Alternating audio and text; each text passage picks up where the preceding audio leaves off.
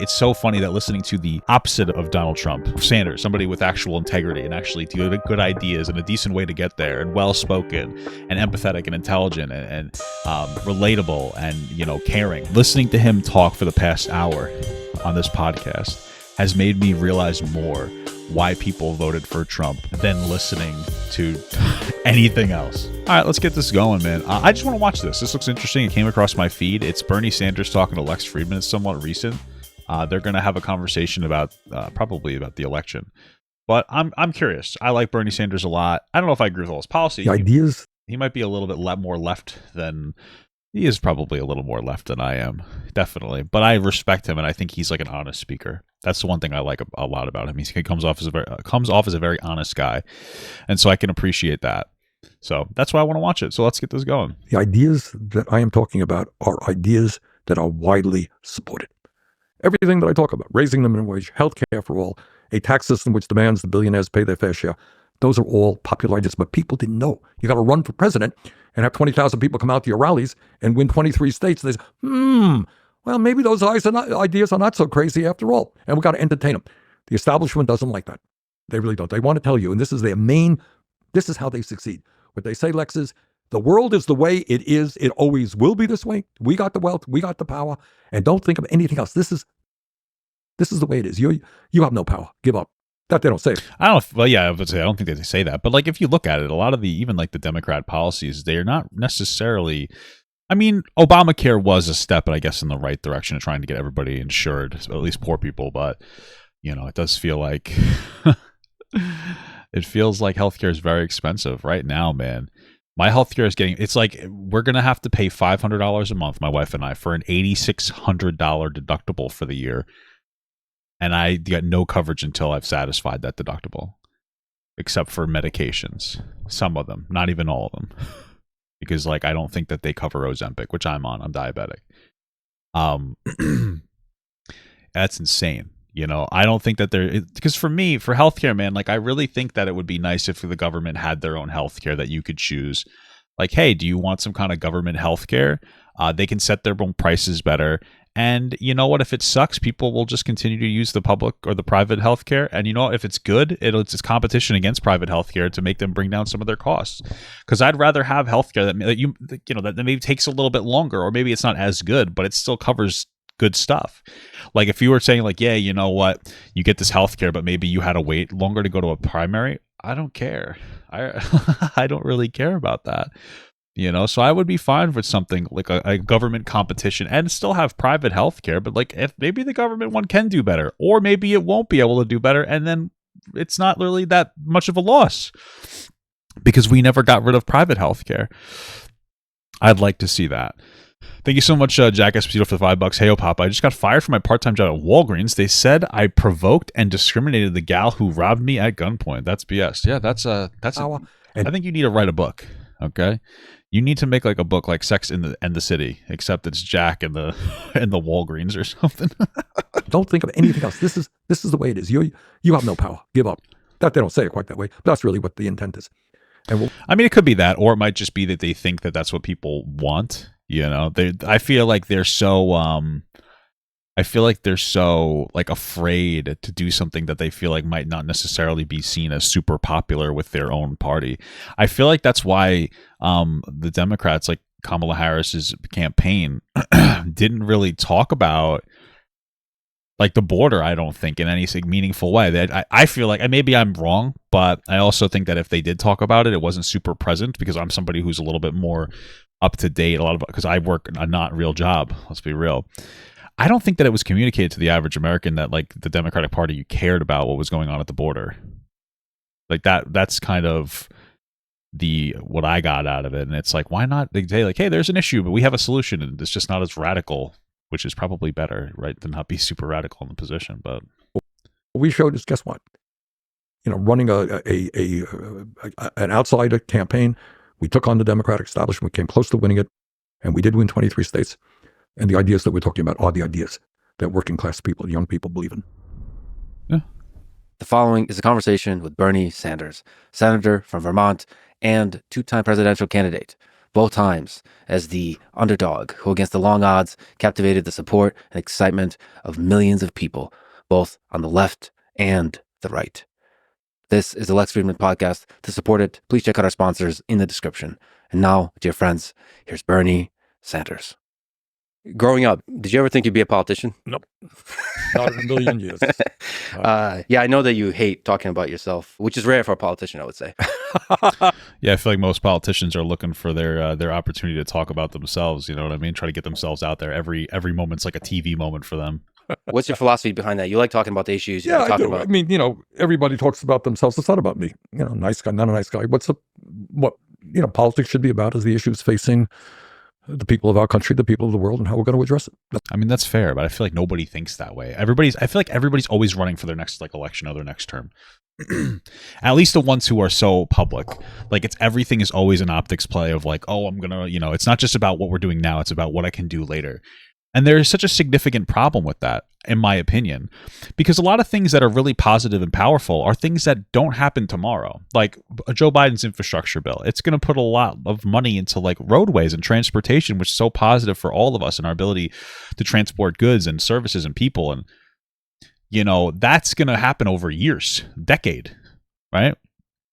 And it's like, that doesn't look good for him now. But that is really good. And it's all really good for us. But like, we're not really aware of it.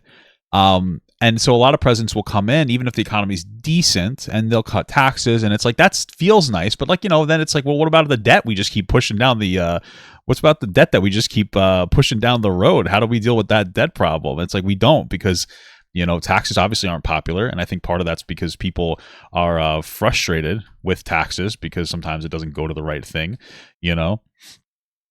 But it might be it's a popular idea now, but like it's not necessarily good, especially if in the long run or for like, our children, So that's what it should be. That said, there's interesting aspects to your life story. For example, in 1963, you were very active in the civil rights movement, got arrested even for protesting segregation in Chicago. And you attended the famous March on Washington, where MLK gave his I Have a Dream speech. What was that like? It's This motherfucker's old. extraordinary. We took a bus ride down with fellow students from the University of Chicago, and there was a zillion people there. I'm not sure if it was the first time I'd ever been in Washington in my life. But it was, He's 83. Oh my God. That's insane. I'm actually impressed with how well spoken he is for 83. He's all there. That's impressive. It was a very impressive moment. And what he was talking about, what people very often forget about that, it was not only racial justice, it was jobs. Jobs and justice. That was the name of that rally.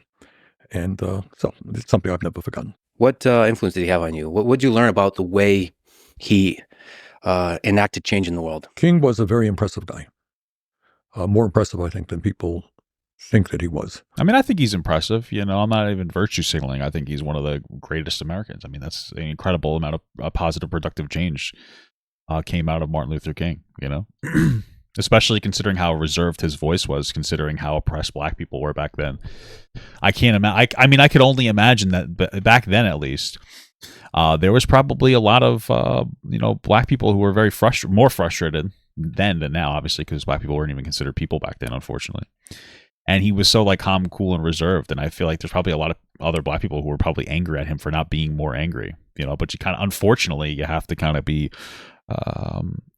it's such a terrible thing to say, but you have to optically kind of be aware of, at that time, the white people were like the on paper ruling force. You have to be sensitive to their feelings. Isn't that such a sad thing to say? But it's like out of the truth.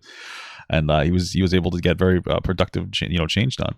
And what he did is he created his movement from the bottom on up. So he developed real organization, grassroots organization, which put pressure on communities and officials to end segregation, to open up voting patterns. And I think what has to also be remembered about King, which is really quite extraordinary, is, he won the Nobel Peace Prize, and there was, oh, you're great, you're wonderful. But then, to the end of his life, he took on Lyndon Johnson on the war in Vietnam.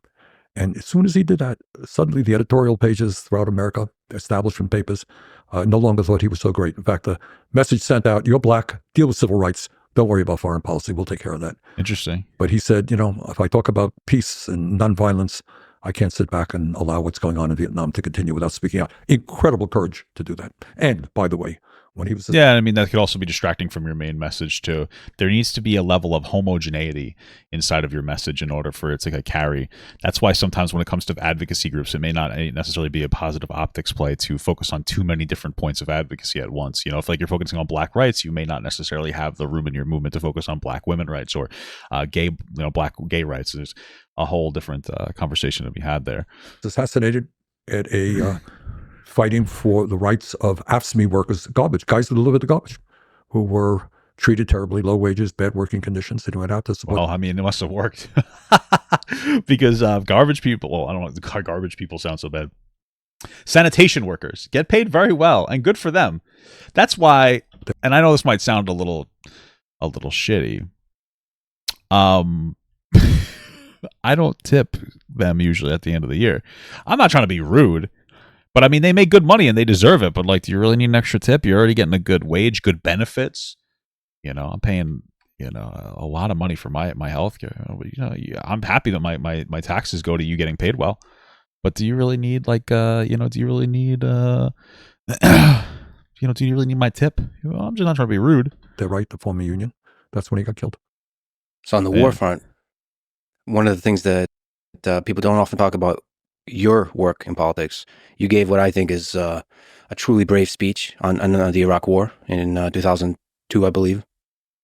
You voted no on the Iraq Resolution. You voted no on the Patriot Act, and you. Well, I mean, we never needed to go there in the first place. No, basically predicted very accurately what would happen if we go into Iraq. What was your thinking at the time behind those speeches, behind voting no on the Patriot Act, on the Iraq Resolution?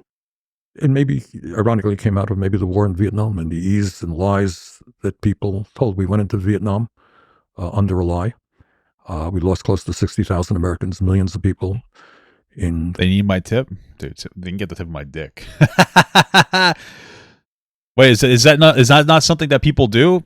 My mother always tipped the garbage man. Vietnam, Cambodia died as a result of that.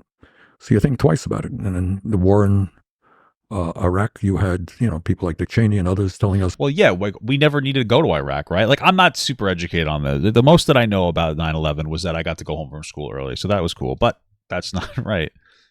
But like it was like used as an excuse to attack Iraq when they had nothing to do, with 9/11.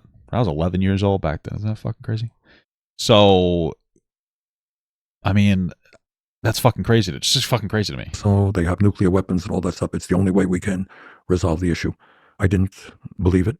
I didn't agree with it. And you're right. Turns out historically, I was right. Yep. What's the way to fight this thing that? But I think Mr. Sanders here, as elegantly spoken as he is, he doesn't realize one thing, and that's that they had oil. And I don't know if anybody knows this, but oil doesn't like to be in the ground. It likes to be used up for, cars and other vehicles. So that oil is a sentient force, and it's like, please use us, use us, please. Be a humanitarian for once. You know what I'm saying? Martin Luther King tried to fight, which is the military-industrial complex. It's huge. I mean, it gets to the broader issue of where we are as a nation. And what I, almost uniquely in Congress talk about is the fact that we are moving to an oligarchic form of society. And not a lot of people are familiar with that term, but what it means, we talk about oligarchy in Russia. So wasn't that just like a bunch of people running the government, like a small group of people, basically? Oh, and Putin is surrounded by the oligarchs. Well, guess what? What do you think is happening in the United States? So what you have right now is an economy with more concentration of ownership than we've ever had. All right, that means whether it's agriculture, transportation, healthcare, whatever it may be, fewer and fewer massively large corporations control what's produced and the prices we pay. And then you look at our political system, and we don't talk about it. What is the reality of the No, we really don't. And that money's just going more and more to like rich, powerful people every single day. I mean, technology, I say it all the time, and it might even get annoying, but like technology is amazing. It's allowing me to talk to you guys and stream with you guys and enjoy, and this is work for me, and this is a privilege. But it also reduces jobs and drives wages down. I mean, the grocery store, where I always say it, grocery store, it's such a big job. You got like one person managing like 7 self-checkouts. That's fucking crazy. That's actually insane.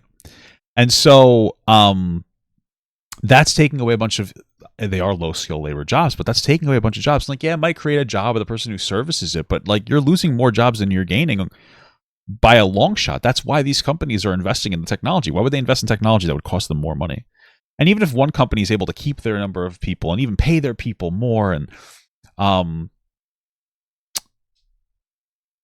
create more jobs in that industry, the other, or that job, that any other competing job in that industry is going to basically be phased out, right? If McDonald's was able to implement more technology and provide more burgers to more people more quickly with the same workforce, that's putting Burger King out of business, right? Because there's only so much that you're going to be able to engage in. And like, it's a huge deal, and that money is going to who? Rich people. We need to figure out a way to productively get that money from rich people, and put it in our pockets in a productive way. And I know people are like, oh, communism, socialism. And I understand the fear around like different welfare services, but what's the alternative? Like, what do we do? You can't just continuously keep cutting taxes. It just isn't going to work. You need to figure out a way to tax that money and productively pass it along to different people.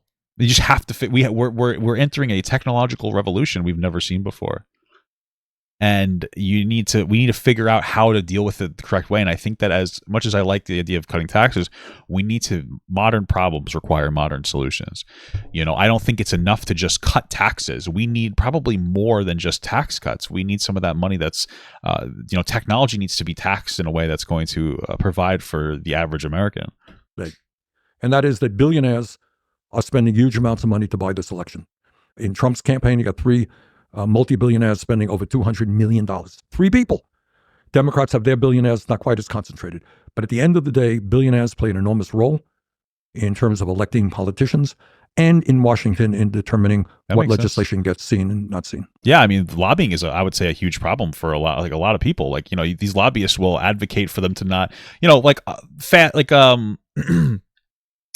there's stuff in America that is, when it comes to our food, that they're not allowed to do in like any other country because it's like dangerous and unsafe what we're consuming.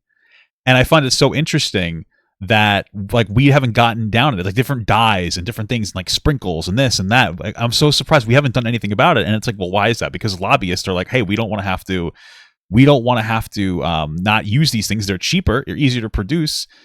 We make more money doing it. And nobody's like, all right, we'll take a bunch of money. And like, we know it's happening. I think that we live in this idea where we think that there's these massive conspiracies in our country where it's like, oh my God, the government is corrupt and there's probably something going on we don't know about. Maybe, but most of the shit that's happening is shit that we know about and we just don't care about. We don't care that, like, we know that like lobbyists are taking money or giving tremendous amounts of money. It's not just so they can sell us unsafe food or engage in some kind of unsafe practice in some capacity. We just don't do it. We just don't care. No, we don't really care about shit that's happening in front of us. I'm not saying lobbyists shouldn't be able to exist because they're an entity, but it's like, there's got to be some kind of regulation put in place. single billionaires, it's companies with lobbyists. You got it. Let me give you one example. Lobbyists. We pay in the United States by far the highest prices in the world for prescription drugs. This is an issue I've been working hard on with some success. Take a wild and crazy guess. How many lobbyists are there from the drug companies in Washington, D.C.? Well, over 1,000. Over 1,000, right? That's crazy. There are 100 members of the Senate, 435 members of the House, 535 members of Congress. There are 1,800 well-paid lobbyists representing the drug companies, including former leaders of the Republican and Democratic Party. That is what. Well, yeah, that's the best lobbyists are people who used to be part of like the parties because they know how the infrastructure works. That's why it's such a lucrative system.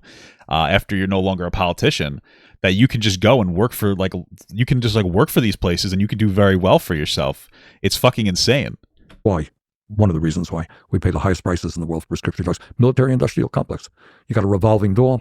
People go from the military into the General Dynamics, into Lockheed Martin and the other large companies. And what we see there is an institution in the Pentagon. We spend $1 trillion a year on the Pentagon. It is the only federal agency that is not able to submit to an independent audit. So if you think there's not... Yeah, which is crazy to me. I mean, I remember watching Jon Stewart talk to somebody about like auditing the government in general, but like the military. And it's just so fucking crazy that they spend reckless amounts of money on whatever the fuck they want. And like, we don't get any true audits to be able to go like, hey, what did you spend this on? And you could argue that part of it is a national security issue. And I think that that's a fair argument, but it does raise some questions like, what the fuck are you spending $1 trillion a year on? What, you know? Not massive fraud and waste and cost overruns in the Pentagon, you would be sorely mistaken. Do you think Absolutely. most politicians, Especially since my understanding is that they have like a use it or lose it policy, which means like if you have a budget and you don't use that entire budget, like you're going to lose it to some extent. So that's even incentivizes them even further to just spend as much money as possible. Like, hey, we got to get rid of it. So what are they going to spend it on? Probably fucking dog shit. I wouldn't doubt it. are corrupt in accepting the money, or is the system corrupt, or is it a bit of both? If the corrupt I think that overall it's like a system issue. You know, if the system doesn't allow you to be, you know, a corrupt person or engage in like policies that are corrupt, then like the problem goes away. I don't necessarily fault people for engaging in like different levels of, you know, I would say shady tactics. I won't even call it corruption, right? Like just kind of shady fuck tactics is what I would call them.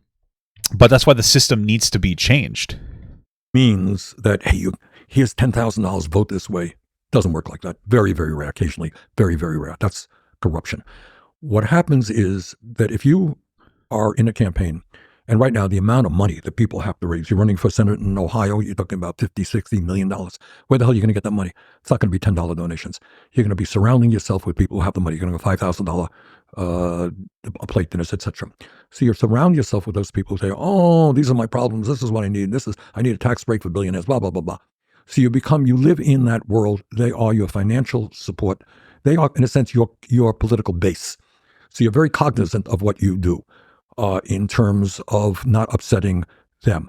So it's not corruption in the sense of people, taking envelopes with, huge amounts of money to vote a certain way. That very, very rarely, if ever, happens.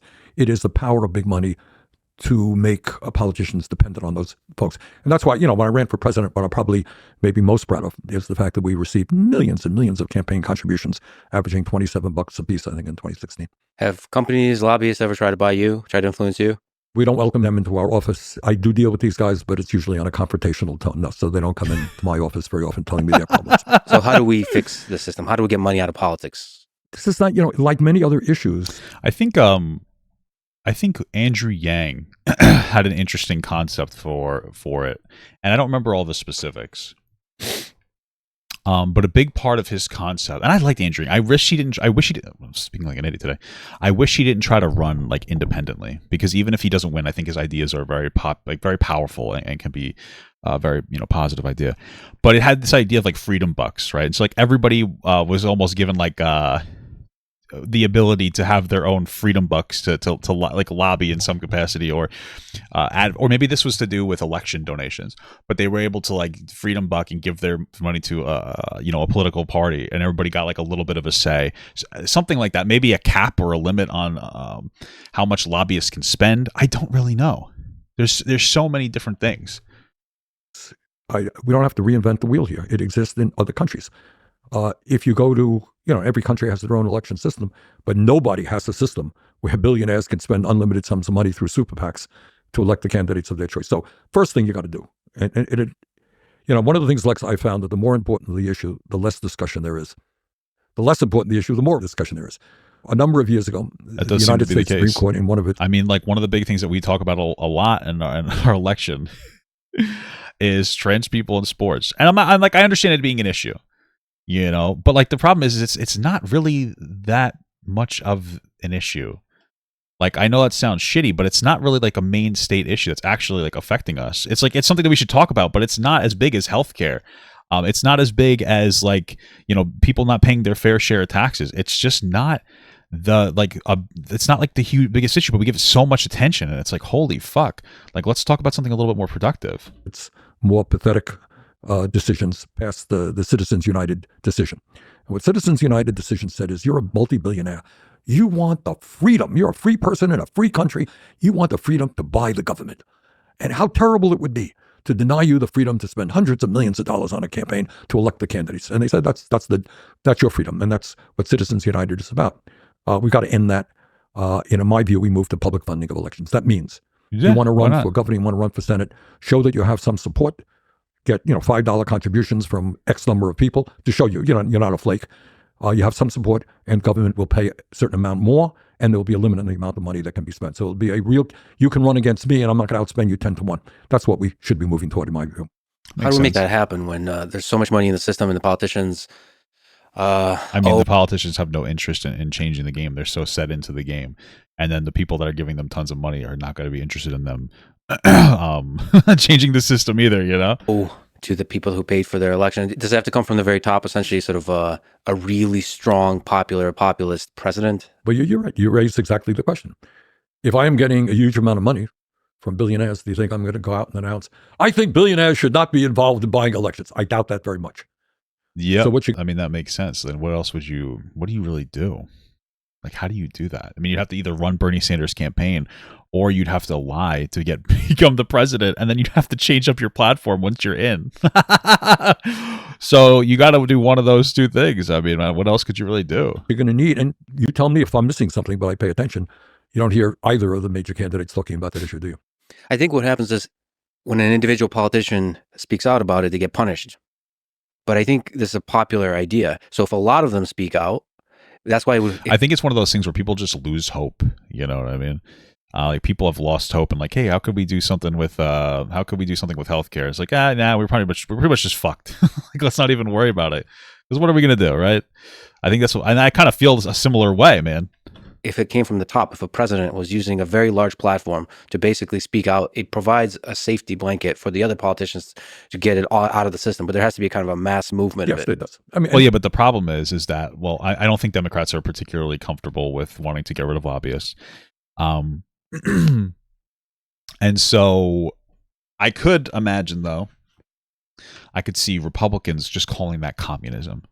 You know, I did like a TikTok video that I posted today. It was like some weird PragerU-ish type of a video I was reacting to. I watched it for a second. I'm like, okay. It was basically talking about how there are people who feel that they're entitled, you know, to your labor, blah, blah, blah.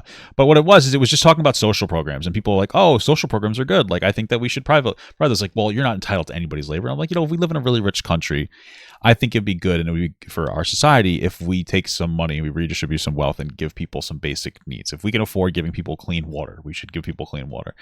And I got like a lot of pushback. A lot of people are like, this just sounds like communism. It's like, why? What do you think? What does that mean? What does communism mean to you? I don't understand. We already have social programs. We already have, like, you know, a police infrastructure.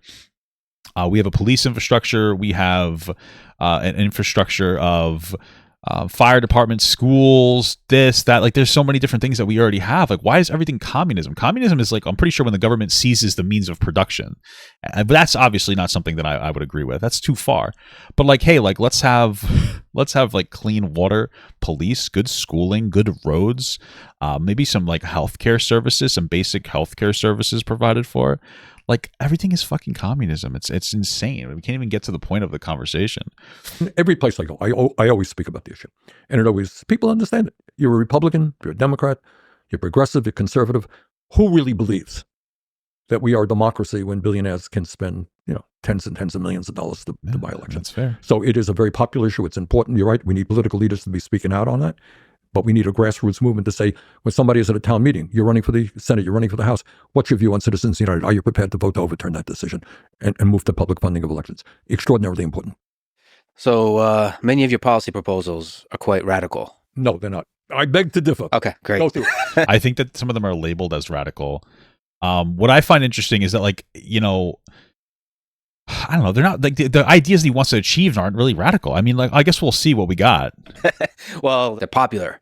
So what I mean is, relative to the way other politicians speak, Yes. it's usually a little bit more moderate. So from everything you've learned from politics, is it better to go sort of radical? Maybe we can come up with a different word, versus a more moderate, safe, ambiguous kind of policies. Okay, let's talk about it. Fair enough. We talked about one issue, very important, money in politics. Money, yes. Getting big money out of politics. Do you think that's a radical idea? Well, I mean, yeah. Well, I don't think I guess it's a very, maybe it would be considered, it would probably be considered a radical idea, because that's quite a big change, and I don't know if it will necessarily happen.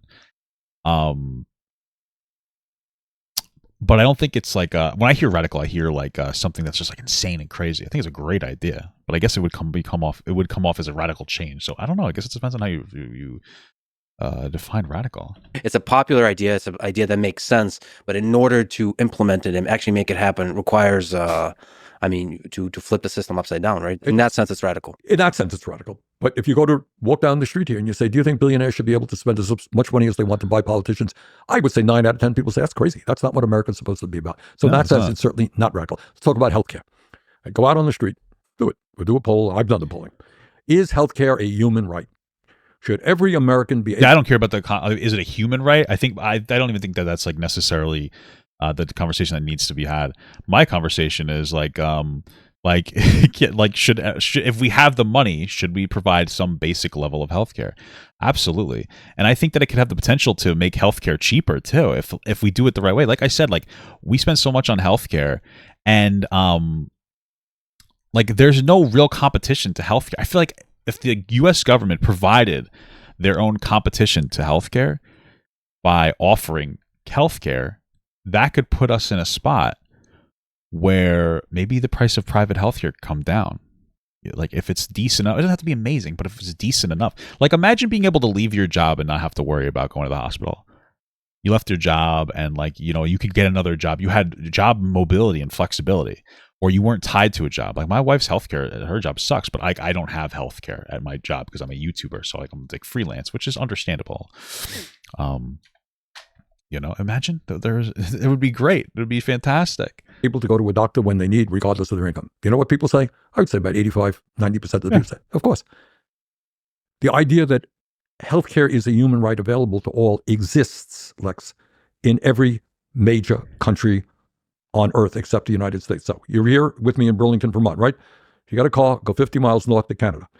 Walk into Canada and ask people, when you go to the hospital, how much does it cost you? Which kind of bill? And they say, it costs a lot of money over here. I'll tell you that. Like that's why I have healthcare, but it's insane how much money a hospital will cost you.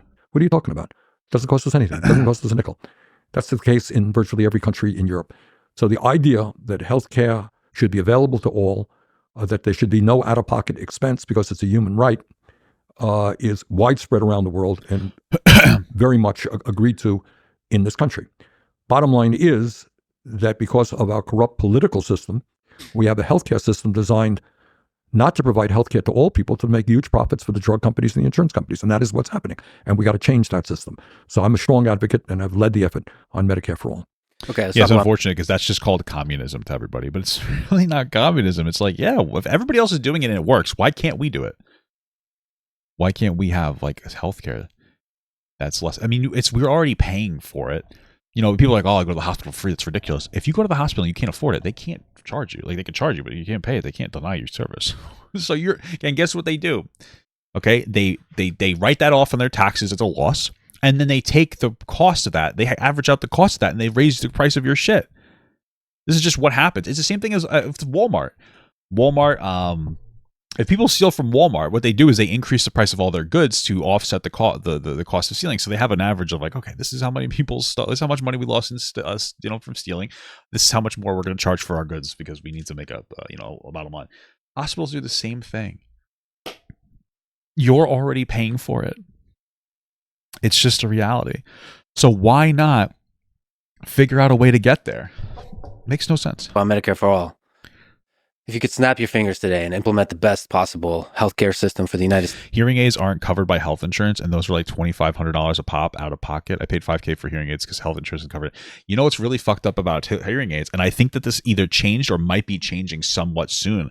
There was like a law for hearing aids that only let, I think, medical companies make hearing aids, and that's why the prices are so inflated. Hearing aids technologically should be like less expensive than a fucking Beats by Dre earbud, like unironically. But because there are unnecessary limitations, which might have been necessary back in the day, like you can't just make them if you want to. So they have to, only certain companies are allowed to make them, which massively inflates the price for no reason. It literally, my understanding of a hearing aid, it just amplifies the sound that you hear. Like anybody should be able to provide that.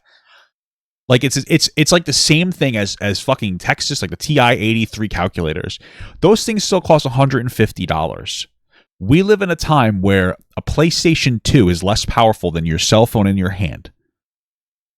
But somehow a piece of calculator technology from fucking decades ago is $150.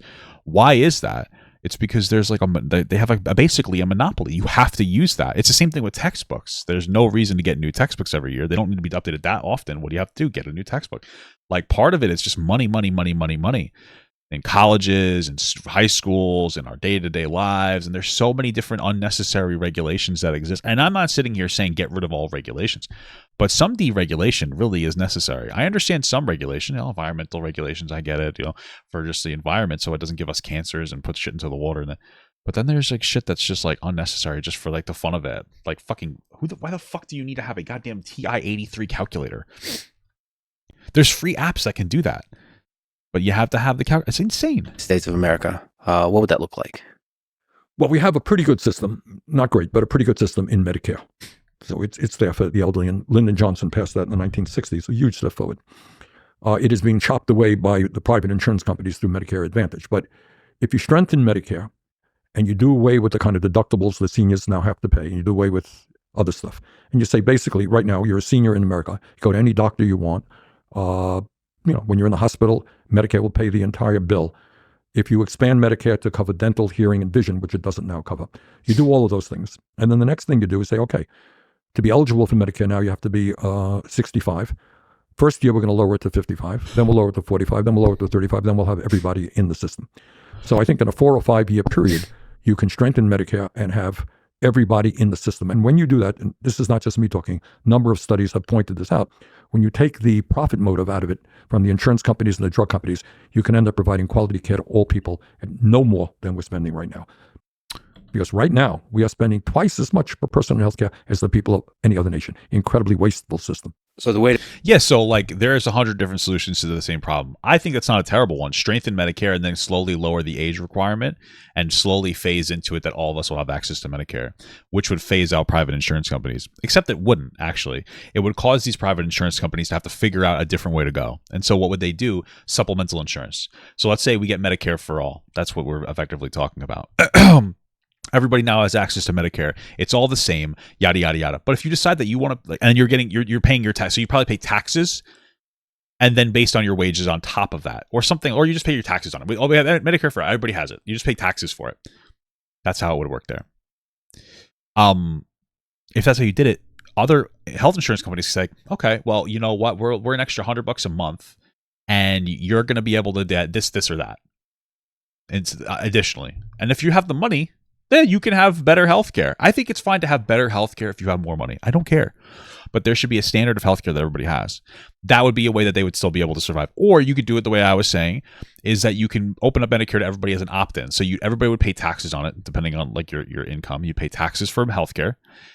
And then if you wanted to opt into it, you'd pay additional money to opt into the Medicare for yourself, right? This would add a competition for those other healthcare industries to be like, oh, the private healthcare or health insurance companies and go, oh, fuck. We got to provide something better.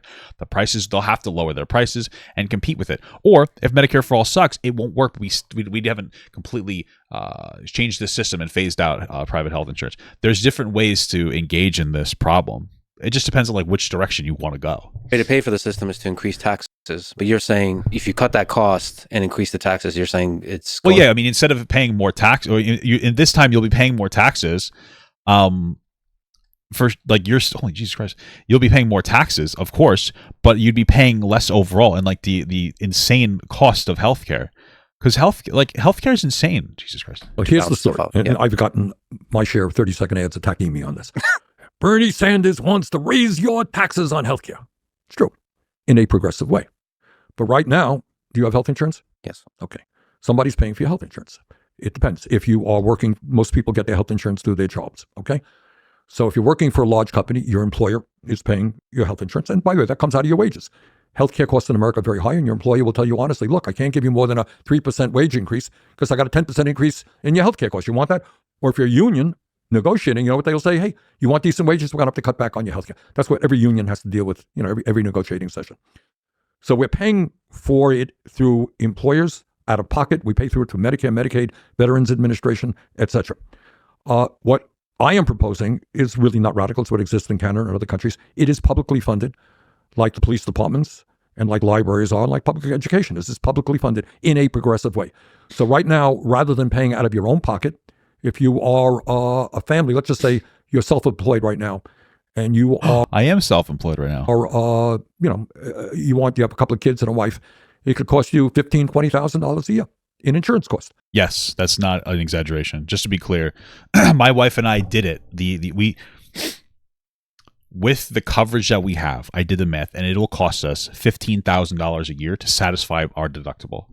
But that's between premiums and the deductible to have any level of meaningful insurance kicked in. We have medications get covered, but there's already like manufacturers coupons anyway that would kind of do that.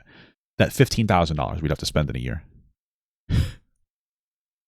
In order, because last year we satisfied our deductible. It was like I think $12,000 altogether between the premium and the deductible. We had satisfied it because we're trying to have kids, so we're going to there, and then a doctor's appointment with my healthcare, because again they don't cover anything.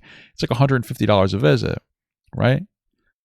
This is the average experience. If I didn't have this healthcare and we decided to go private, we decided to go without her company, it would just cost us $2,000 a month instead of $500 a month, and we still get the same dog shit coverage. Her job is horrible. Her job is actually terrible dog shit.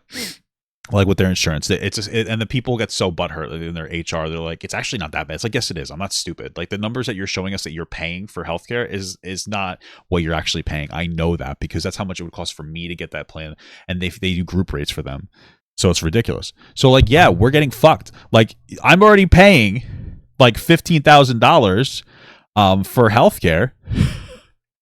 Like it doesn't really oh no, what are you going to raise my taxes another $5,000 a year? I mean, it sounds like a win. It sounds like a win to me. And you want to know what? I'd have no problem if they implemented Medicare for all and I had to pay $15,000 so I could pay for your healthcare. I would be fine for that too. If my prices didn't go down, but it was cheaper for other people, because I make enough money where like it's okay, like that I have to pay that much money. But like if you're making if you didn't have a good like a high paying job like I do, like you're getting fucked. So like, yeah, make you guys, you know what I mean? Like I would be fine paying that, but if more people were able to get insurance, that'd be even better. But like it's just fucking crazy how much money they charge for this shit. Well, that's all eliminated. Will you have to pay more in taxes? Of course you will. Maybe it depends on your income level, but it could be that you'll be paying $12,000 more in taxes, but not $20,000 more in premiums, co-payments, and deductibles. You save money. So it's paying taxes rather than paying money to the insurance company. You got a better deal through the tax system. So the most painful thing in today's system is these surprise bills, the number one cause of bankruptcy, and the psychological pain that comes from that, just worrying, stressed, yes, in debt. You got it. And just basically afraid constantly of getting sick because you don't know if insurance is going to cover it. And if that makes perfect sense, man. Like, yeah, I couldn't fucking imagine. If you're not insured, you don't know how much it's going to cost. So you're not going to go to the hospital even if there's something wrong with you. And that's how you die. Like unironically, that's how people die, because they can't afford to go to the fucking hospital. Pain and all that. So you just live in a state of fear, psychological fear. That's the number one problem. It's just not just financial, psychological. Look, yeah, I mean, couldn't you imagine that? Like, if you had healthcare covered, you would just have a better quality of life because you wouldn't be having to stress all the time. And I think you said it very well. I'm chairman of the committee that deals with this stuff, so I talk to a lot of doctors. And doctors in Vermont and all over this country tell me that they are astounded. People walk into their offices much sicker than they should have been. And the doctor said, why didn't you come in here 6 months ago when you first, felt your symptoms? And they said, well, I have a high deductible. I have a $10,000 deductible. I don't have any money to pay. I'm uninsured. Yep. Some of those people don't make it. Other people, and this is what is totally crazy, they end up in the hospital at huge expense to the system rather than getting the care they need when they needed it. So that is how, I'll give you another example of it. We pay the highest prices in the world for prescription drugs. 1 out of 4 Americans can't afford the drugs their doctors prescribe. So you walk into the doctor's office, they say, okay, Lex, you got this, that, and the other thing. Here's a prescription. You can't afford to fill it. What happens? You get sicker. You end up in the emergency room, which is an extremely expensive proposition. Okay. Or you end up in the hospital, rather than dealing with the problem when it occurs. And what is not talked about, I mentioned earlier how we don't talk about some of the major issues. The estimate is that some 60,000 people in America die every single year unnecessarily because they can't get to a doctor when they need because of financial reasons. And you want to hear even crazier. 1 out of 4 people who get cancer treatment in this country either go bankrupt or deplete their financial resources of their family. So your point is that's fucking crazy. And I know that like they inflate prices for no reason. Like insulin's very cheap to produce, but like it can be very expensive because a private company, what is that, like Martin Shkreli or whatever, just bought up the insurance medication and he jacked up the price. For what reason? It doesn't really matter, does it? He could just do that because that makes sense in our system that you can just purchase drugs and then fuck people for no reason. It's crazy. It's absolutely insane. That's right. You know, if somebody diagnoses you with cancer, you're scared to death. You're worried about how you're going to live. You're going to die. What's going to happen? And then on top of that, you got to worry about whether your family goes bankrupt. How insane and cruel. Yeah, I mean, like if you use all your money just to stay alive, then what ends up happening? How does your you don't get to leave anything to your family? So like, yeah, it's that like imagine just like, oh, it's just cheaper. Let me just die because it might just be too much of a burden for my family. It's an insane conversation to ever have with anything. Is that so? To me, you know, I think healthcare is what unites us all. Everybody has family, they get sick. We all get born, we all die, we all want care.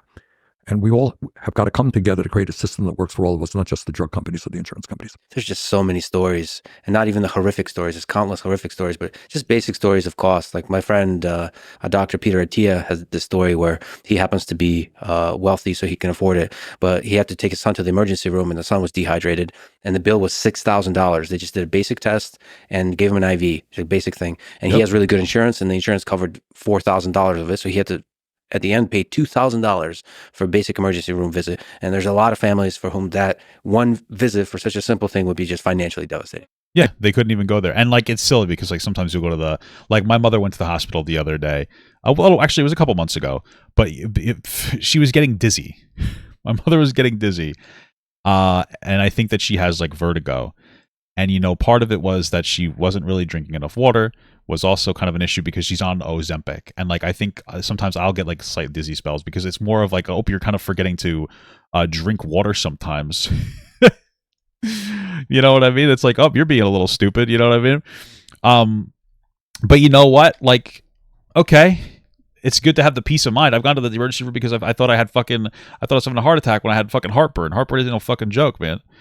You know, let people be able to do that. Let people, I mean, it is what it is. You know, why not? Who cares if it's something small and stupid? Sometimes you just need to do it for peace of mind. Thank you for $5 from, I forgot what you said your name, but I can't pronounce it. So you have to tell me it again. Is it After Heartache?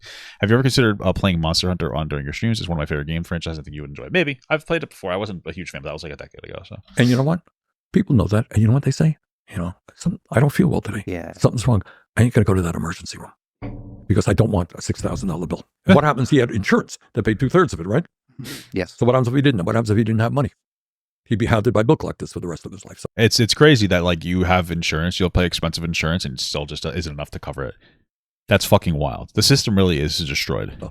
it is a disgusting system. It is an inhumane system. True. But you know, the insurance companies and the drug companies are very powerful, and they make a lot of campaign contributions, have a lot of lobbyists, and we are where we are. It's unfortunate. I don't think that Bernie Sanders in his lifetime is going to make the change that he wants to see. But I do think that his message resonates with people. I remember like really like starting to see Bernie Sanders stuff like probably in 2016, almost 10 years ago. And like I remember at the time I was like, oh, this guy's kind of radical, not in like a good way, not like the Ninja Turtles kind of way. I was like, this guy's got like a little too crazy. And now I'm just like, this guy's just saying he's just so right about everything. Like, you know, he's so correct about everything he's saying. And I feel like at the very least, that should be enough because a future generation of people, I think, will be able to articulate this in a decent way. So, you know, hopefully that's where things go. It's After Heartache. You're gonna go. Oh, thank you, brother. The name is like says the text is bizarre. I thought that's what it was though. That's really what we need. We need people that are like younger, that you know can implement change, that don't think these ideas are so radical. People that are young, that are younger, maybe now or getting older, that can make this change. Because like the reality is, it's like it's nice when young people believe these things, but nobody really wants to listen to a young person. But if you have somebody who's in their 30s and 40s, or a group of people that are in their 30s and 40s, and they're like, yeah, this is something that we need to do, all of a sudden it's like, yeah, they're going to take that message more seriously, mostly because people who are a little older have more life experience, and that's typically they've a little more accomplished, and they have like a more of maybe a better idea of what's going on. You know, they have a little lived experience, and so they come from a more at least perceived realistic place and standpoint. But, you know, I think, you know, the American people want fundamental changes there. So that's another good example of a really popular idea that is not implemented because of the money in politics. You got it. That's a wonder. And I'll tell you that, not only is it not implemented because of money, it's not even discussed. All right. So I'm saying here, and no one disputes me, we are spending twice as much per person on healthcare, right? Yeah. And yet, I wouldn't doubt 85 million Americans are uninsured or underinsured, and our life expectancy is lower than virtually every other major country on Earth. Do you think that might be an issue that we'd be discussing? it. You'd think so, but we're really not, huh? Again, if a single politician discusses it, they get punished for it. So there needs to be a mass movement, and probably, I mean, from my perspective, it has to come from the very top. It has to come from the president, and the president has to be a populist president where they don't care about the parties with the rich people. They just speak up. Yeah, unfortunately, we don't have anything like that in any capacity. You know, out because they know it's a popular message and they know it's the right thing.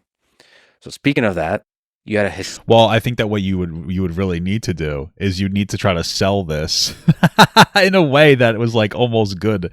You know, hey, like I think one of the best ways to try to sell like some kind of universal healthcare program is partially the way that I was saying it. Don't phase out the private, and that private is acceptable, and it's okay to have that private healthcare, and it can be a positive thing. And also talk about it from a work perspective. If you're a minimum wage job, or you're a low skill or a low paying job, imagine if the healthcare was provided for your workers without you having to provide it.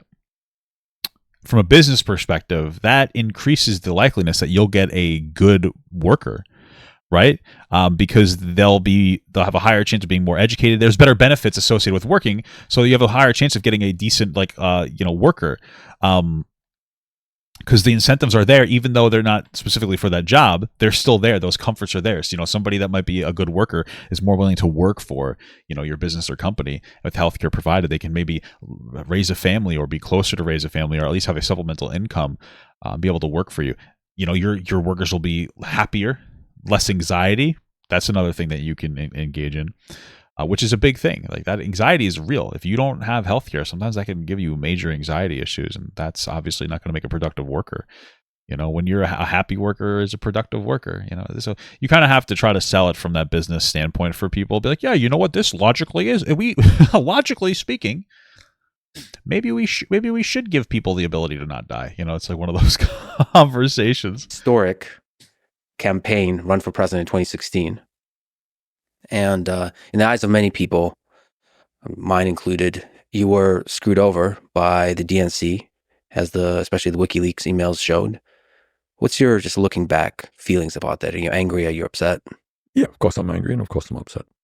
But, when you take on, in this case, the Democratic establishment, who have controlled that party forever, the moneyed interest in the Democratic Party, you're taking on corporate America, when you're taking on the corporate media, and when you're calling for a political revolution that creates a government that works for all and not just the few, the opposition is going to be extraordinary.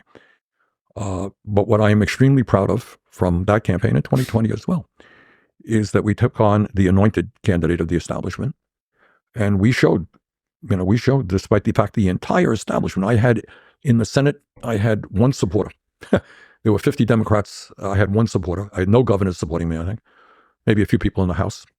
But we took on the whole political establishment, and we did, got millions of votes. And the ideas that we brought forth were ideas that they had to eventually deal with in one way or another. And if you look at the American Rescue Plan, which I'm proud to have helped write, Do I think he would have actually been able to win without their interference? So I'm not super educated on what the interference was, but probably not. Like I said, and maybe this is me looking at myself too much. But like I said, I think Bernie Sanders, especially even 10 years ago, less than 10 years ago, was considered much more radical. As our problems get worse and we as a society do inch to left every day, I mean, we go back and forth, of course. Nothing's just purely one direction. I think we're starting to see that his propositions aren't that crazy anymore. And so now, I don't know if Bernie could run and win, but I think at least his ideas would be probably received a little bit better, in a way where you might be able to run on his ideas a little more, maybe a little more refined, maybe with a little bit of a better optics play on it, a better selling point, right? Sometimes you just need a salesman to kind of get it in. So I do think at that point, I don't know if he would have been able to win. A lot of people would have just kind of unintelligently shouted I think a lot of people would have unintelligently shouted oh, this is communism, which it's really not. But I think that he probably wouldn't have won back then. I think that's why the DNC, if they had fucked him over, it's because they didn't think he would be able to win. They were probably correct, unfortunately. You know, In the midst of COVID, a lot of the ideas that we fought for were implemented in that bill, and I want to make them obviously permanent. And you almost won. And a lot of people thought that you would win against Donald Trump. I think we would have. I think Trump. that's possible. He might have been able to win against Donald Trump because, again, Donald Trump was able to absolutely destroy 2 women. But he couldn't even beat a senile old man. So I think that he might have actually have been able to win. And I think that Bernie Sanders is a little bit more honest. I think he's a more honest guy. I think that he, and to Kamala's credit, she didn't have a whole lot of time to campaign. But I think that Sanders would have focused more on talking about issues than Kamala would have. I feel like Kamala had some decent ideas, but nobody really knows what they are because she didn't really fucking talk about it. I've seen Sanders be very honest about a lot of things. I've seen him say, we need strong borders. As a country, we need strong borders. You wouldn't see typically somebody on the left. They tend to shy away from that conversation, which is bizarre to me. So I think he could have had a real shot. He's kind of a no-nonsense guy. I think that he comes off as tougher. He's an empathetic guy, but he doesn't come off as hate to say it, a pussy. He doesn't. He might have been able to win. I don't know for sure, but there's a possibility. But then again, Trump's been campaigning for 4 years, so ever since he fairly lost the last election, and cried about it and pretended that he won, that it was stolen from him. He's been running for that long, so I really don't know. Trump is I think he's a little bit crazy between you and me, but he is a smart politician, and he's appealing to a lot of the anger that working class people feel. And you know what? Working class people should feel angry, but they should make sure that their anger is directed in the right direction and not against people who are even worse off than they are, which is what demagogues like Trump always do. So, I think we had, as I went around the country then and now, we have a lot of support from working class people who understand that there is something wrong. And this is an incredible fact that no one talks about. All right, I'm going to ask you a question. Are you ready for this, Lex? Let's go. Here we go. Over the last 50 years, there's been a massive increase in worker productivity as a result of technology, right? Everyone agrees that. And Sure. I don't know exactly what it is. But the worker today is producing a lot more than the worker 50 years ago doing something similar. Yeah, sure. Is the worker today, in real inflation accounted for dollars, making more money than that worker 50 years ago? No, of course not. Well, there's a lot of close arguments there, but your point is well taken. It's either the same or a little bit higher or a little bit lower, depending on the statistics. Okay. It has not increased significantly, and the wealth inequality has increased significantly. That is the point. So you would think that if a worker is producing a lot more, that worker would be better off, would be working. Well, they'd argue that now it's technology producing more, so no who really cares about that worker. But again, we should be redistributing technological wages, not to enough to figure out how to fix the system. I'm not saying all of it, but we need to so some of that cost reduction. Well, a lot of that cost reduction is workers working or getting their wages undercut. So we should figure out a way to distribute that in a reasonable, intelligent way. Lesser hours, etc. That hasn't been the case. And what has happened in that 50 years is, according to the Rand Corporation, there has been a 50 trillion with a T, redistribution of wealth from the bottom 90% to the top 1%. So you got CEOs today making 300 times more than their workers. You got 3 people on top owning more wealth than the bottom half of American society. So that's why people are angry. And they're worried that their kids may have a lower standard of living than they in the wealthiest country in the history of the world. So there's a lot of anger out there. And I think we tap some of that anger in a constructive way, essentially saying, you know what? We don't need so few to have so much in wealth and power. Let's distribute it more fairly in America. Sure. I got to get back to 2016 because it's such a historic moment. So there's a lot of fans of yours that wanted you to keep fighting because you forgave in the end the establishment and joined them in support. Well, I mean, his take's going to be overall, he wants to make progress, and the best way to make progress would be, try to remain, united in some capacity. And your fans wanted you to keep fighting for a takeover, for progressive takeover of the Democratic Party. If you just look back and had to do it all over again, what would you do different? Well, by the way, in terms of a takeover of the Democratic Party, we did try. We ran, do you know who Keith Ellison is? Keith is now the Attorney General of the state of Minnesota. He's doing a great job, really, one of the outstanding Attorney Generals in the country. And Keith was then a member of Congress. And we ran Keith to become the head of the DNC. And the establishment, from the President of the United States on down, went crazy. And they beat him by a few votes, not a whole lot. So it's, look, you're faced, and that's the exact same position that many of us are in right today. So people say, well, why did you support Hillary Clinton? Yeah, what's the alternative? Donald Trump? I think Donald Trump is an extremely dangerous person trying to undermine American democracy. So I can't support him. Hillary Clinton, obviously, his views are very, very different than mine. But that in that moment, that's where politics becomes really tricky. It's so interesting because I feel like a lot of people would basically wouldn't even like necessarily draw a distinction between Hillary Clinton and Bernie Sanders. If you're like a Republican, you're just kind of looking at them. It's like, they're all on the left, but there is so much more diversity in the Democratic Party when it comes to their perspectives than there is in the Republican Party. And I think that is just kind of a big reason why Republicans are so much stronger politically, because there's a massive unity. There's really only one type of Republican, especially now, and it's a MAGA Republican. If you don't roll with MAGA, it is to an extent a cult. If you don't roll with MAGA, you're not going to have a job. That's where it's at. When it comes to Democratic Party, there are a lot of different perspectives that are generally welcome. Bernie Sanders is proof of that. And it's a positive because the Democratic Party allows for more freedom and mobility. But there's like that negative that like they're not as, I guess, strong. Right. So it's a bit unfortunate. And it ain't easy. And, sometimes you have to do things that you're not really all that excited about. But I think it was right to try to do what I could to prevent Trump from getting elected. And in 2020, I did the same with Biden. And we had more success with Biden than we had with Clinton. Well, there's this interesting story about a long time coming meeting between you and Obama in 2018, I believe. So Ari Rabenhoft, who was a former deputy campaign manager, wrote a great book, I would say, about you called The Fighting Soul on the Road with Bernie Sanders. And he tells many great stories, but one of them is your meeting with Obama. And he says that Obama told you, Bernie, I wish I could do a good Obama impression. Bernie, you're an Old Testament prophet, a moral voice for our party, giving us guidance. Here's the thing, though. Prophets don't get to be king. Kings have to make choices. Prophets don't. Are you willing to make those choices? Basically, Obama's making the case that you have to sort of moderate your approach in order to win. So was Obama right? Probably. Okay. He probably was right. Yeah. I mean, that might, like I was just saying before, that like I think Bernie Sanders was able to deliver a message that other people will be able to basically capitalize on it and maybe become politicians on in the future. But I don't know that his change necessarily was going to come with him. It's going to come with somebody else saying something similar and packaging in a way that's a little more palatable. So, like, yeah, there's a level of truth to that, but that's still a very positive, powerful thing. I mean, you never know. Like this, I think Bernie's message resonates with more people than we think.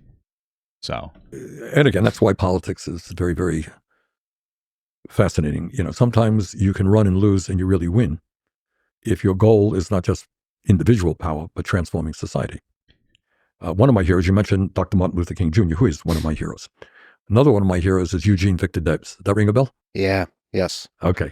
Was a labor leader and socialist who co-founded the American Railway Union and led to the Pullman strike in 1984 or 1894. He ran for U.S. president 5 times as a socialist and opposed World War I, resulting in imprisonment under the Espionage Act. Interesting. Many reasons. Yes. All right. Debs, many listeners may not know who Debs was. Debs was a union organizer in the early 1900s, helped form the American Railway Union, ran for president, I think, 5 times, ran the last time while he was in a jail cell because of his opposition to World War I and got 1 million votes doing that. Debs lost badly in every race that he ran in. In 1932, Franklin Delano Roosevelt ran for president, and much of what Roosevelt ended up doing was at least some of what Debs had talked about. Debs helped lay the groundwork for ideas. So sometimes you can lose and win if you're into transforming society. What my view is, where I disagree with Obama, is I think you have got to raise consciousness among ordinary people. And when people know what's going on and are prepared in an organized way to fight for change, they can make incredible changes. And we've seen that in recent years. Today we take for granted, we have a woman running for president of the United States, so I'm supporting. We have had other women running for president. We have women governors and senators. Not so many years ago in the United States Senate, there were 98 men, 2 women. All right. Even before that, 1920, it was when women got the right to vote. How did that change? How did women's role in society change? It changed because women and their male allies stood up and fought. Gay rights. Old enough to remember that anybody I knew who was gay, you think they would talk about it? come out about it? No, they wouldn't. No, of course That's not. changed. We have seen, It really is crazy. Gay marriage wasn't legal. I think until 2006, 2007. Like, that's fucking insane. It's just so normal. So I think maybe it's we could almost look at it positively. Right now, Trump is president. This video came out before that, at least the one I'm reacting to. Or he's going to be president, excuse me. And that's probably not a very good thing. But overall, our society has made leaps and bounds in a positive direction. And so at the very least, we could look at that and be like, okay, we're still making positive, productive, meaningful, correct change. Maybe we're taking a couple steps forward and a few steps back, 2 steps forward, 1 step back, maybe 2 steps forward, 4 steps back. But next time we just got to take 5 steps forward. You know what I mean? Civil rights, massive changes. Change happens when people at the grassroots level demand that. We talked about healthcare a moment ago. We will get universal Medicare for all when millions of people make it clear that's what they want. So I believe politics starts at the grassroots level, and that's how you got to bring about change. So just to go back to Obama, though, in many ways, he too is a singular historic figure in American politics who has brought about a lot of change. He's a symbol, I think, that will be remembered for a long time. What do you admire most about Obama? Well, I know him. We're not best friends, but I know him well, and we chat every once in a while. First of all, don't underestimate what it was in 2008 to be the first black president in the history of this country. And I think few would deny that he's an extraordinary... Oh, so did I say 2006? Holy fuck. I meant 2016, but it was 2015. Jesus Christ. I'm sorry. I meant 2016. I got confused on my times. Sorry. I meant 2016, which I was wrong about. It's 2015. I did not mean 2006. Sorry. That's my bad. I'm sitting here fucking thinking like 10 years ago. I don't know. You know what I mean? My brain is like off. Sorry. That's my bad. But anyway, I think that even strengthens my point further that it wasn't too long ago, less than a decade ago, gay marriage wasn't legal. Guys, sorry guys, that's on me. That wasn't fucking on me. That's my old person brain. Give me a break. I got the years wrong. I think it was 2006. I think it's 2016. 2015. Okay. Shut up. Don't criticize me for that. Okay. Really intelligent guy. Very, very articulate. One of the best speakers that there is in America. And that he and his family, and again, it's a lot harder than it looks. He and his family for 8 years, that's his wife, Michelle, and his kids, really held that office in a way that earned, I think, the respect of the American people. I think Obama, I honestly think Obama was one of the greatest presidents that we've really ever had. He did he got us out of the Great Recession. Was he perfect? No, he got us out of the Great Recession. He was really good on the border. He got us some kind of progress. The Obamacare, criticize it if you want. Businesses can no longer reject you, or healthcare. They can no longer reject you just because you have a pre-existing condition. That's so big. That's huge. That's very huge. That's a big deal. So he really was a good president. He implemented a lot. He did a lot. Again, nobody's without their mistakes, but yeah, did a great job. Then, of course, Trump was able to come in and ride some of his accomplishments because he inherited a good economy.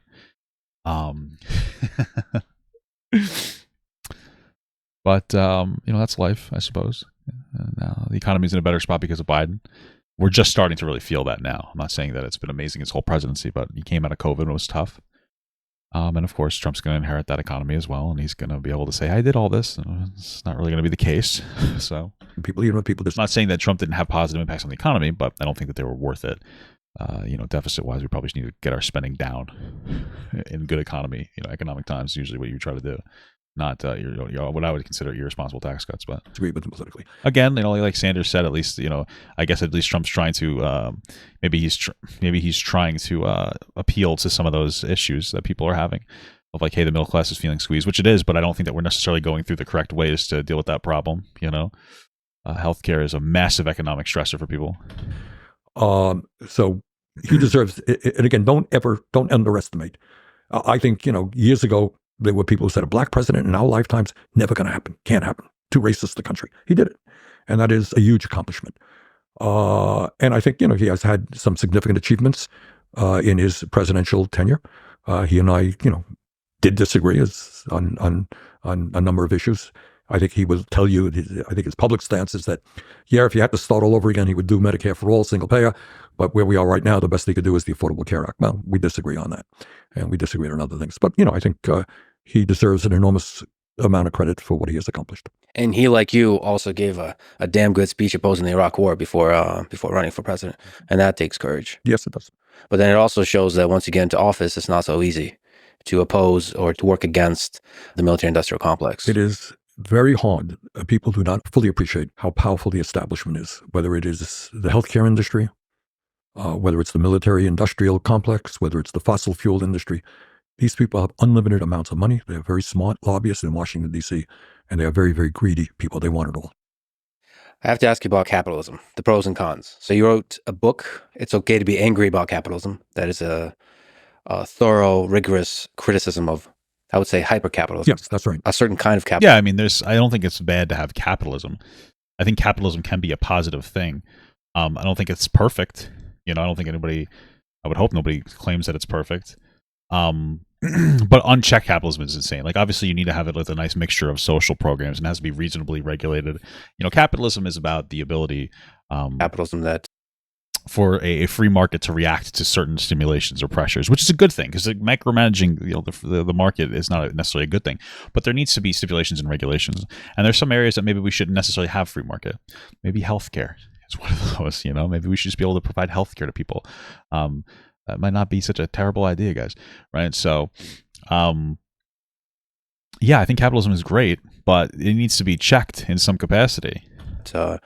You argue that we are existing today in the United States, but a lot of people would attribute to capitalism all the amazing technological innovations over the past 70 plus years. Yeah, I mean, and there's level of truth there, but there's also level of truth to like the government funding some of these technological achievements. So we talk about Elon Musk. I know he's a big conservative, cum guzzler and all that, but like he gets tax money, he gets tax breaks or incentive programs to be able to develop certain technologies and whatnot. So like there obviously is a positive space for government to exist that have contributed to increase in quality of life, in GDP, in decrease in poverty, decrease in infant mortality, increase in expected life expectancy. So what are the how do you see the tension, the pros of capitalism and the cons of capitalism?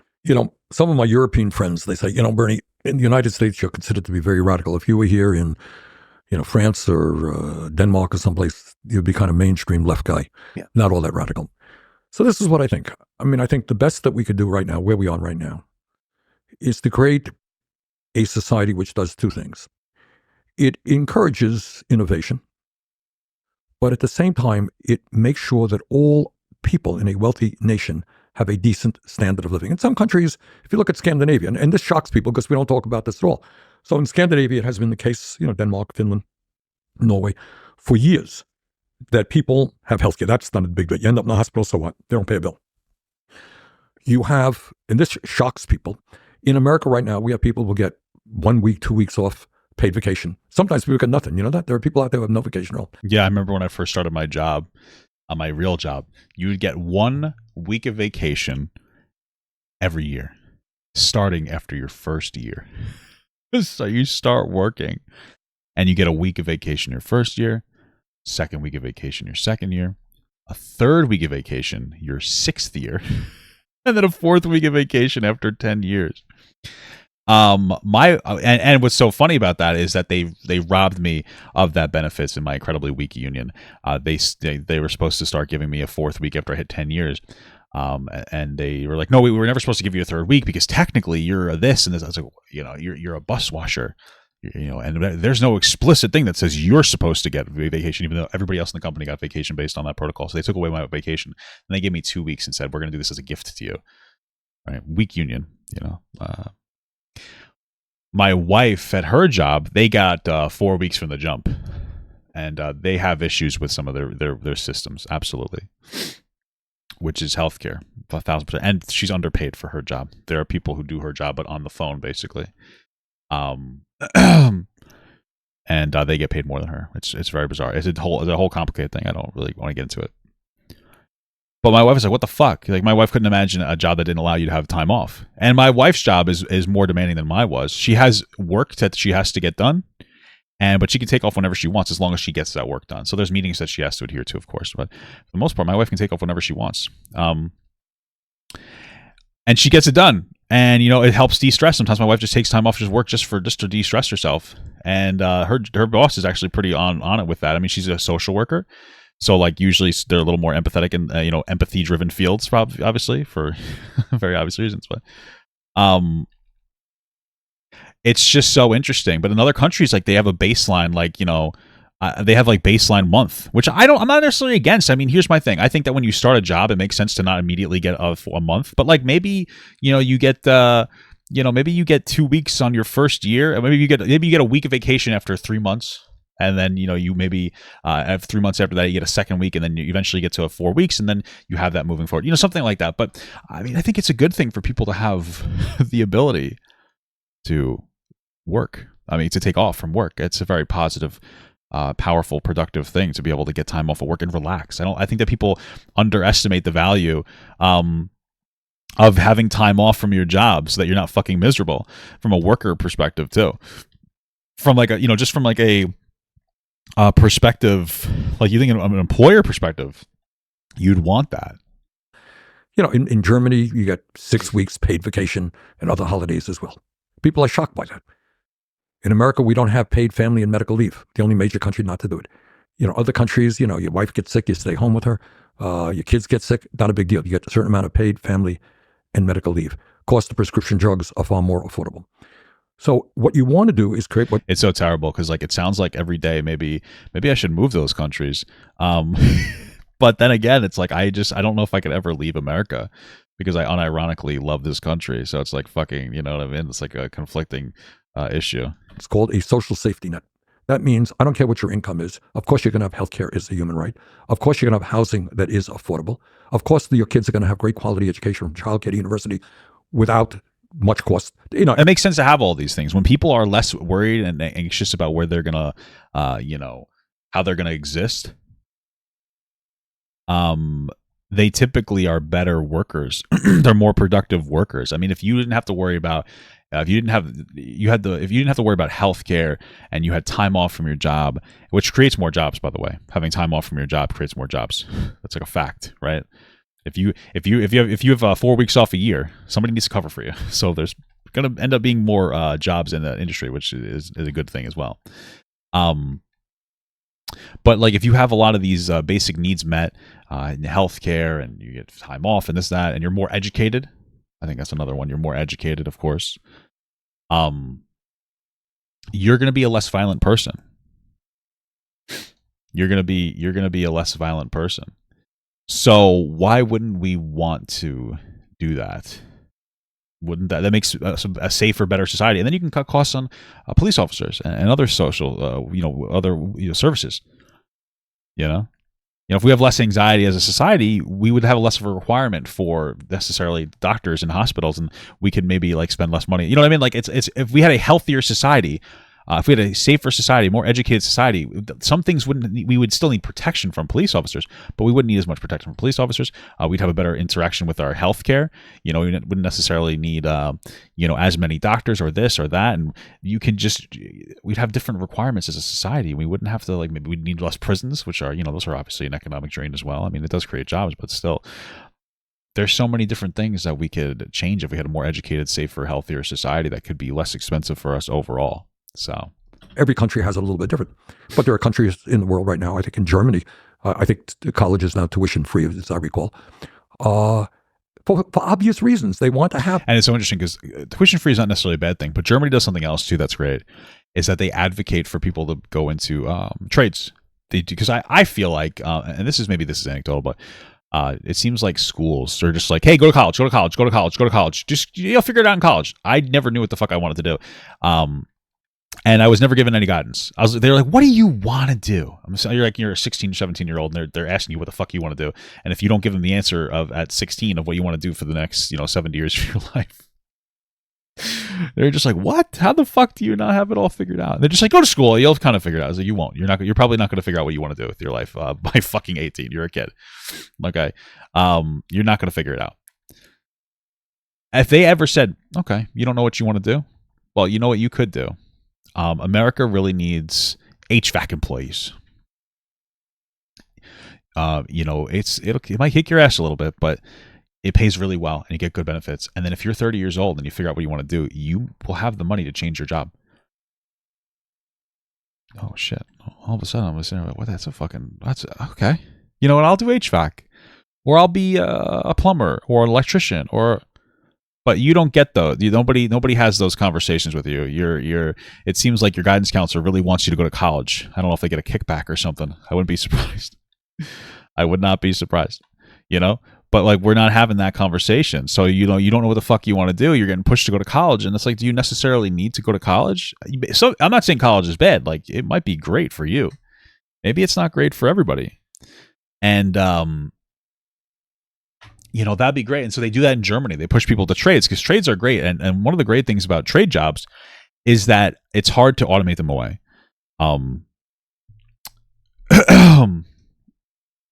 One of the amazing things about trade jobs is that they are very difficult to automate away. And so right now, when you have technologies that are displacing jobs, that are driving down wages, doing something like plumbing it's not menial enough to be able to have a robot and do it right now. You can easily automate, self-checkouts easily automated, cooking, like at least if it's like a very routine burger, that's something that's like fairly easily automated. But it's not easy to automate away your plumber or your HVAC tech or any of those people, because that's a little bit more of a complicated job. Every house is a bit different. And so it's a great job to go into. If they pay well, they usually have good benefits. You don't know what you want to do right now. You should be able to figure out what you want to do later in your life. So like, there's a lot of positive benefits to it, And so like, you should probably do that job. That's not a bad idea for a job. Push people to that. It's great. The best educated workforce they can. So in terms of government playing a role in a civilized democratic society of providing all basic... Hey, thank you so much for the $2 from Gelato GG. I think there's a lot of stigma around trade jobs. I don't think that there's that much stigma around trade jobs. I just don't think that they get pushed because I think that like part of our school system is broken. It doesn't know what it's supposed to do, which is try to help young people become, productive members of society. And part of that productivity is happiness. I think that they focus on the wrong happiness quotient. Oh, you should do exactly what you want to do. I don't think that like you need to do something that you would that you like to do, or necessarily need to do like your dream job or a job that you find like particularly amazing. I think that like there's a lot of people who can get like a lot of positive productive value out of just working a job that makes enough money for them to afford their hobbies. I think that could be a very positive thing, but we don't do that. You know what I mean? Like if you were told like, yeah, you can make really good money, you might not love the job, but you're going to be able to do whatever you want at home and raise a family. That's enough for a lot of people. That's enough for a lot of people to go, oh, great. Yeah, I'll fuck my knees up and make $80,000 a year and have full benefits. You know what I mean? Like there's a lot of people who will be into that, man. Shit. Basic needs, healthcare, education, housing, retirement benefits. Yes, that is what we've got to do. Now, does that mean then that the government is going to run every mom and pop store in the corner? Of course not. You want innovation? You want to go out and start a business, produce a product, good luck to you, make money. But on the other hand, in terms of even making money, we want you to be able to do that, come up with good products, good services. But do I think you should end up with $100 billion? I don't. And you know what's funny? I did an interview with Bill Gates, who is, I think, the third wealthiest guy in the country, struggling behind Musk and Bezos, I think. And he's only worth $100+ billion, but he gets by. And I said to him, Bill, he was supposed to ask me questions. I asked him the question. I said, Bill, tell me something. You're an innovator with Microsoft and all that stuff. Did you know that you'd become a multi-billionaire? And was that motivated you? That would motivate you? And he said, no. And I believe he was honest. I love doing I love programming. I was a kid. He started doing that. He loved it. He was motivated by it. Do you think that there are scientists out there who work in day and night trying to develop drugs to deal with Alzheimer's or cancer, that they're motivated? Oh, if I come up with this drug, I'm going to become a billionaire. So I think... No, I think that they are motivated because they want to do something good, and they'll also get paid well to do it.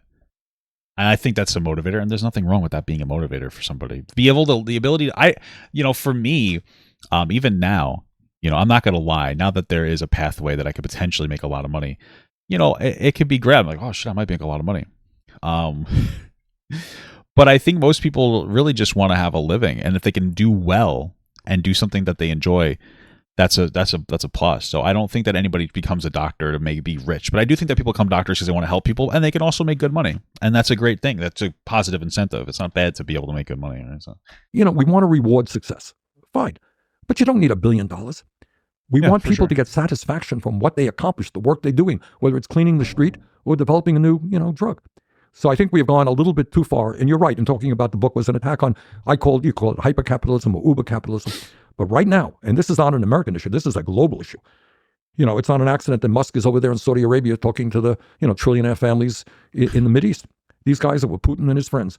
You got probably not more than, 5,000, 10,000 extraordinarily wealthy families who have unbelievable economic power, over 7 billion people on this planet. Well, Elon Musk is actually an interesting case because he's investing all the money back into the businesses. So, Well, don't all of them do that? They invest the money that they get back into their business? I think there is a balance to be struck, and you just spoke to it, which is we can still celebrate even big companies that are bringing wealth to the world, that are building cool stuff, that are improving quality of life. But we can question of why is it that the working class does not have a living wage in many cases, and sort of trying to find that. You can look at big businesses and be like, that's really cool, I like what they're doing, but then also try to provide for everybody. Like, yeah, of course you can. A balance. That's right. That is the look. I am no great fan. I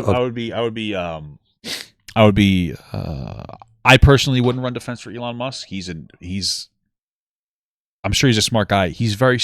Honestly, if you look on his Twitter, every day he's pushing conspiracy theories. He's either unhinged or he's trying to make conservatives like him, so that they're distracted from him creating technologies that will displace your job. I don't know.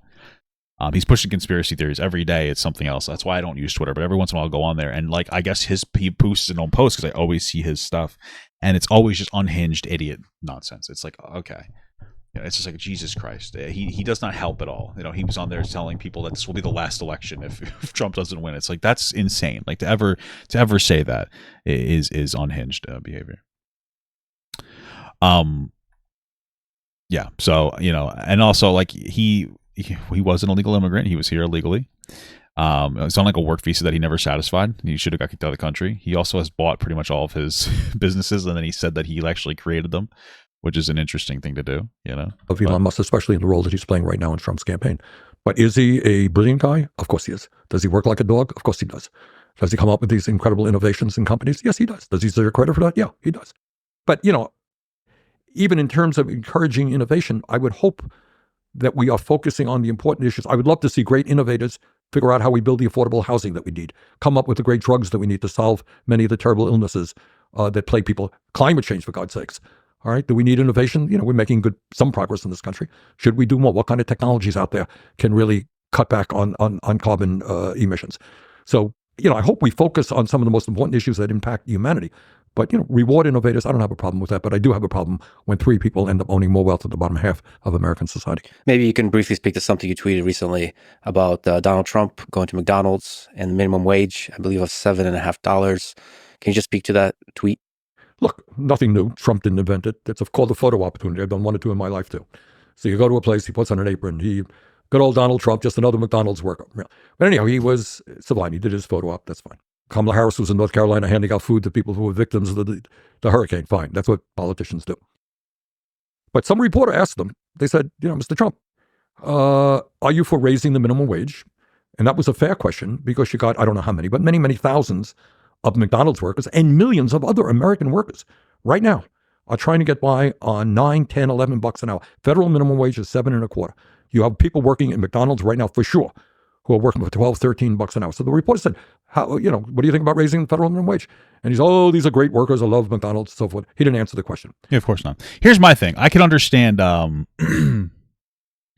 I don't know how positive it would be to necessarily drastically boost the minimum wage. It's probably something that should have been boosted up overall. It's something that should have been kept up with inflation. And now I think that we're at this kind of point of where I don't think you can massively increase the federal minimum wage in a productive way, But again, this is about trying to provide, middle-class workers with the ability to live and have a meaningful income, even with low-skilled labor jobs, which are going to, which are, some of the last jobs that we have left to even perform. And it's how do you do that? And again, I think that we just need to figure out this. We need to come up with a solution for this problem. How do we provide more money to your average worker? I think minimum wage needs to be increased with inflation. That would be the way that I would go. number one. So like 2.5% per year. But then on top of that, maybe a conversation about some kind of a UBI. I mean, some kind of a negative income tax or UBI where, you know, I mean, we got to kind of get revolutionary with some of these things at this point, I would say. Well, I think that in the richest country in the history of the world, if you work 40 hours a week, you should not be living in poverty. And that means we should have a federal minimum wage, not absurdly $7.25 an hour, but in my view, $17 an hour. Will that solve all the economic problems for working class people? No, it won't. It'll help. It'll help. Since running for president, you've often been attacked, especially from the right, about being worth, I believe, $2 million and I think all of his money comes from like books for the most part. owning 3 houses.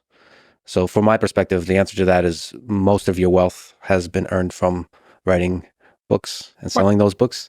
And you are one of the most famous politicians in the world. And so your wealth in the context in comparison to other people of that fame level and other politicians is actually quite modest. So what's your response usually to those? You know, it's so interesting. I feel like Bernie Sanders is who Hassan Piker wants to be, because you'll see similar talking points out of Hassan, but they're so disconnected. Like Hassan will pretend that he is the average worker, right? Like he will say things like, "I'm living on like a basic needs budget with like a $200,000 car,"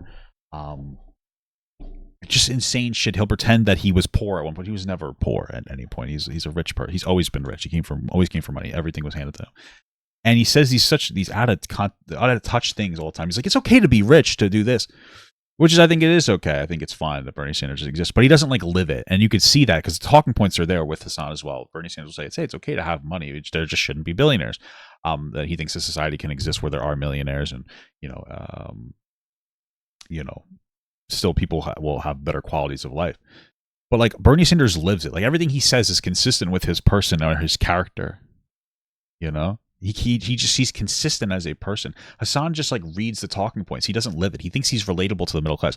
Bernie Sanders seems to be somewhat relatable to the middle class. I've never seen Bernie Sanders say, I am the middle class and I am oppressed or any of that. He's never tried to force himself into the role of like, yeah, I'm a middle class guy. He's just like, hey, I'm a guy advocating for the middle class. And hey, wouldn't these be great ideas? And it's like, yeah, those would be great ideas.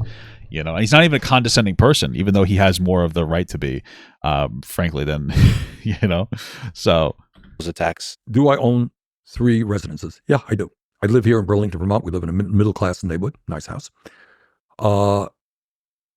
Guess what? I'm a United States Senator, and I own a home in Washington, D.C., as do most senators. You live there year after year. When I first when I was in Congress for 16 years, I rented all the time. But I got elected. Okay, I got a 6-year term. You know what? Let's buy a house. So we bought a house. And guess what? Like many thousands of people in the state of Vermont, I have a summer camp. It's a nice one on Lake Champlain. That's it. Now, how did I get the money? You're right. I wrote 2 best-selling books, including this book on capitalism. It was New York Times bestseller for a while. And also another book was a youth book. And I make, I don't know, $175,000 a year. And that's more or less how I became the zillionaire that I am. Well, I should also mention that sometimes the word mansion is used, and I think your residences are quite modest, at least from my normal perspective. houses in Brooklyn. They're not, they're middle-class houses, very nice house. So when you started in politics, I read you were worth $1,100. That much? Yeah, that much. That's right. Has the increase in wealth changed your ability to relate to the working class? It's going to have. Yeah, of course, there's going to be a level of you're not going to feel the same economic stressors and pressures. So like, yeah, part of it, there's going to be a loss of it. Doesn't mean that he lost all of it, but like, of course, there's going to be a little bit of a loss. But I love the way that he advocates. So, well, that's a good question. And obviously, growing up in a working class family has been maybe the most singularly significant aspect of my politics. It's I grew up without money in a family that lived in a rent-controlled apartment in Brooklyn, New York. So that has impacted me. I'll tell you, I don't really give a damn about money. I drive a car that's 11 years old. It's an old car. And money, I'll tell you, like I used to drive a 2017 Kia Soul, economic car, like, basic economic car. I love the car. I just got to get rid of it. I got a new one. I got a nice car. I spent a little bit of extra money. I got like a $40,000 car. Not going to lie. I love that it's a Kia Sportage. I like it a lot. I don't want like a really expensive car, but like it's nice having a nice a nice SUV. It's so nice. I hope I don't jinx it and destroy the car. Just like, you know what I mean? You know what I'm saying? Like I hope it doesn't get exploded, but I like it. I still don't want like a super. I don't have a taste for the finer things. There's, I don't want to talk too much about how much money I make, but I imagine that if people made the, there are people who make the amount of money that I make, and they live in a. I imagine they would show it. They would show it a lot more than My mother did pretty well for herself, especially towards the end of her career. Like when my mother had me, she was a single mom. And she did pretty decently for herself. But she always, she did better and better as I got older because she stuck at the same job, American Dream. And,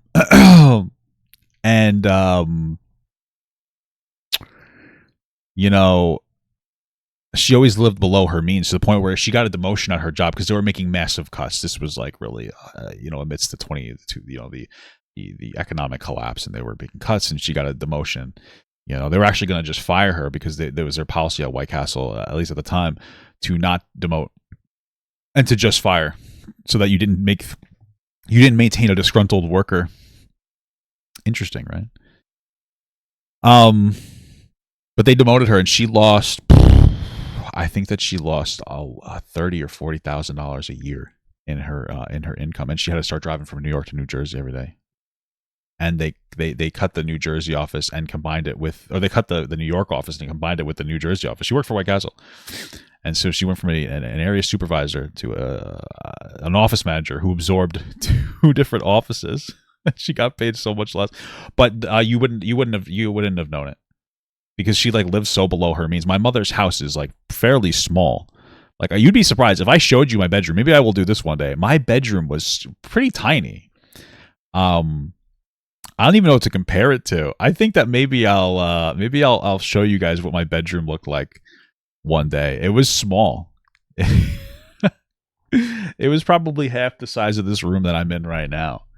And I think that if you look at the room, it's not that big in here as it is, but we always lived within our means. And so that was like that was always something that was like interesting. So I believe in living like below your means a little bit, because even when I was doing this job, there was a period where I wasn't doing as well, and it really was my fault. I wasn't acting correctly, and I was making mistakes, and we never, we didn't have to change our quality of life too much because we kept our shit together, my wife and I, and we got that's what I just believe in. I try to live below my means. I'm not saying that I don't spend on some stuff. I have a lot of lounge fly bags and I enjoy stuff like that, but we live fairly within our means. So thank you for $5 from Steve Willington. Hey Papa, my hair is starting to go. I'm mid-20s. Was losing hair difficult for you? I've reached acceptance and I'm thinking about it, shaving off. Thank you. Yeah, no, I never had it. I started losing my hair when I was in the early 20s. I never really gave a shit, being absolutely honest with you. It's not something that ever really bothered me, losing my hair. I also have a decent head for it. So like, yeah, shave your head. And my wife always says I look sexier when I shave it. I just don't always keep it shaved. So it's my jewelry. It's a solar watch. Nice. And my wedding ring. That's about it. I don't have a Rolex watch. Would not be interested in it. But I'll tell you what has impacted me. My wife, who also grew up in a working class family, will tell you the same. We don't worry. You raise that issue. If we have to go to the doctor, if our kids have to go to the doctor, we go to the doctor. I don't stay up nights worrying. There was a time I have to worry about how to pay my electric bill. I don't worry about that anymore. That's fair. So what has happened, that stress, that economic stress of not worrying about a financial disaster, that's gone. And I don't think I ever was in that bad of a situation with Bernie Sanders was. But I remember with my the last person I was with, there was a lot of tough economic times. I'll just say, you know what I mean. I was working and she wasn't, and it was tough in different ways, and it could be frustrating. And I remember being just being in perpetual debt that I didn't think I would ever be able to climb out of, and I was fortunate considering the circumstance I was in. I was much more fortunate than most people, but I'll tell you, man, it fucks you up. Like, goddamn, life will kick your ass. That is enormous. Maybe as much. So funny too. You talk about it. My mother came from, she used welfare, like not herself. She never needed it, but like her, mom and dad, my grandma and grandpa, they were on food stamps for a time. It's so interesting how so many people are able to climb out of, economic difficulty when they have access to these welfare programs and services, More than any other member of the Senate. Work hard, not only for, but with working class people. I'm chairman of the committee that deals with labor issues. We have been involved probably in dozens of strikes all over this country. I've been on picket lines. So, I do my best. It's a very easy trap to fall into. You can get separated from ordinary people and their struggles. Not hard to do. Thank you for $5 from Darky Sharky. Welcome to Camp Navarro. Okay. You fucking always hit me with this goddamn meme. I try as hard as I can not to do that. So sometimes people say, can money buy happiness? I think I agree with you. That Oh, yeah, most of that. If money, most people's issue is money. Money can absolutely buy you happiness. It absolutely will. It'll make you feel better. Being able to meet some basic needs is incredible. worry, sort of being able to fill up your car and not worry about how much it's going to cost, or be able to get food for dinner and not worry about how much it's going to cost. Yeah, for sure. Or even, you know, I've been poor most of my life, but I've been very fortunate recently to have enough wealth to not worry about healthcare, to have insurance and yeah, like I was saying before, like healthcare is expensive, but like it's annoying. Like that's the unfortunate reality. That's why I'm saying, like, if I had to pay even a little bit more for healthcare, but I was able to engage in like some kind of universal healthcare for everybody, I really wouldn't care. I take a satisfaction out of paying productive taxes. I just don't feel like they're always productive, and that's the issue. But like even now, like with our insurance, with our deductible going up and everything, it's so frustrating. It really pisses me off, but it doesn't really have, like, I don't have to worry that much. It's a perturbance for me, and I'm so extraordinarily fortunate. Like I am like insanely fortunate. I like to say it because like I am. It's fucking insane. I'm not just financially fortunate. I'm the woman I'm with, I'm very fortunate for that. Like none of my life is possible without her. So, it would just be nice if other people would have access to that. That's why I say, like, I should get taxed more myself. And I'm not a millionaire by any means, but like that, if I feel like I live in New York, I live in Long Island. If I live in New York, Long Island, and I'm making the money that I make, which is not anywhere near $1 million, and I'm doing as well as I'm doing, they need to raise taxes on rich people. That's all I'm saying. Rich upper middle class people need to pay more taxes. I'm just telling you right now. It's fucking insane. be able to afford an emergency room visit. And that worry is just such a giant lift off your shoulders. Lexi, I think you said it very well. I remember and I saw this change in myself. When I used to go and I do the grocery shop, my wife does a lot of the cooking, I do the grocery shop. I used to look at the prices of everything. I do that less now. I said, what the hell, so what? Yeah, I really don't even do that. I honestly don't. I don't even look at the prices. I will when we shop for Loungefly bags. Because I'll scan the website, and then if there's a discount on the website, they'll honor it in the store.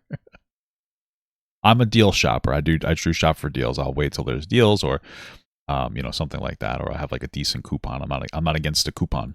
You know what I mean? I don't have any. I have nothing against that. I'm not too good for a coupon. My mom doesn't like coupons. I think that maybe like when she was younger, they were like kind of much poorer. She doesn't really talk about it. My family, conservative, but they don't victimize themselves. They won't talk about things in like that way, except for some of them, which sometimes can be a little annoying. But I think that maybe part of it's like an ego thing for her. I don't really know. It costs 50 cents more for this can of stuff, so what? But that's a luxury you have when you don't have to worry about that. And I don't have to worry about it. But your point is, again, to me, I don't like big fancy cars or big fancy homes. Don't go on. My wife will tell you we've not been on a real vacation for God knows how long, because I work pretty hard. But the major thing about having money... My wife is just a little spoiled and likes to go on vacations, try once a year. So, which is enormously important. It's just what you said. I don't have to worry. If somebody in my family gets sick, I don't have to worry about it. I don't have to worry about putting food on the table or paying the mortgage. So that's what money has done. Okay, let me ask you about the future of the Democratic Party. So one of the biggest impacts you've had is you've been the fuel, the catalyst for the increase of the progressive caucus, the progressive movement within the Democratic Party. Do you think that is the future? The progressives, even democratic socialist leaders will take over the party? I think that when it comes to Bernie Sanders, obviously I like his policies. Generally speaking, I like what he wants to do, and I think he has a decent way to get there, even if I don't always agree with everything. And so I can respect him having a platform, like a policy he wants to implement. He wants to do a thing, and then he has a policy to do that thing that sounds meaningful and decent, and so I respect that. But I think that Bernie Sanders also represents a honesty that is very much lacking on both sides. And I think that it would be good to see more politicians like Bernie Sanders in general. It would just be nice to see more honest people that are like, we want to do this and this is how we're going to do it.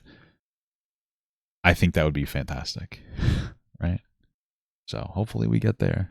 That is the most important question regarding, to my mind, American politics. One of the successes that we've had, and I'm proud to have played a role in this, is that if you go to the House of Representatives right now, you will see almost 100 members of the Progressive Caucus, led very well by a woman from Washington, Pramila Jayapal, does a great job.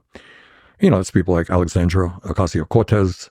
Which, by the way, I kind of like her now. Like, unironically, I think that she was like, to me, a little too far left when she was first running. But if you guys have paid attention to her, she's really dialed down a lot of the rhetoric, and I think that she's a little.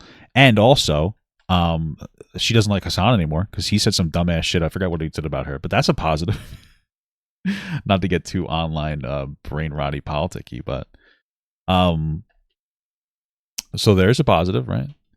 But she's kind of like relaxed a little bit, and I think that, like, she was a little crazy, a little much. I would argue, but I think that she's like seems decent now. She's not trying to have her moment of glory anymore, which just seemed like that was something happening a lot, and that attachment might not have necessarily been good for Bernie Sanders.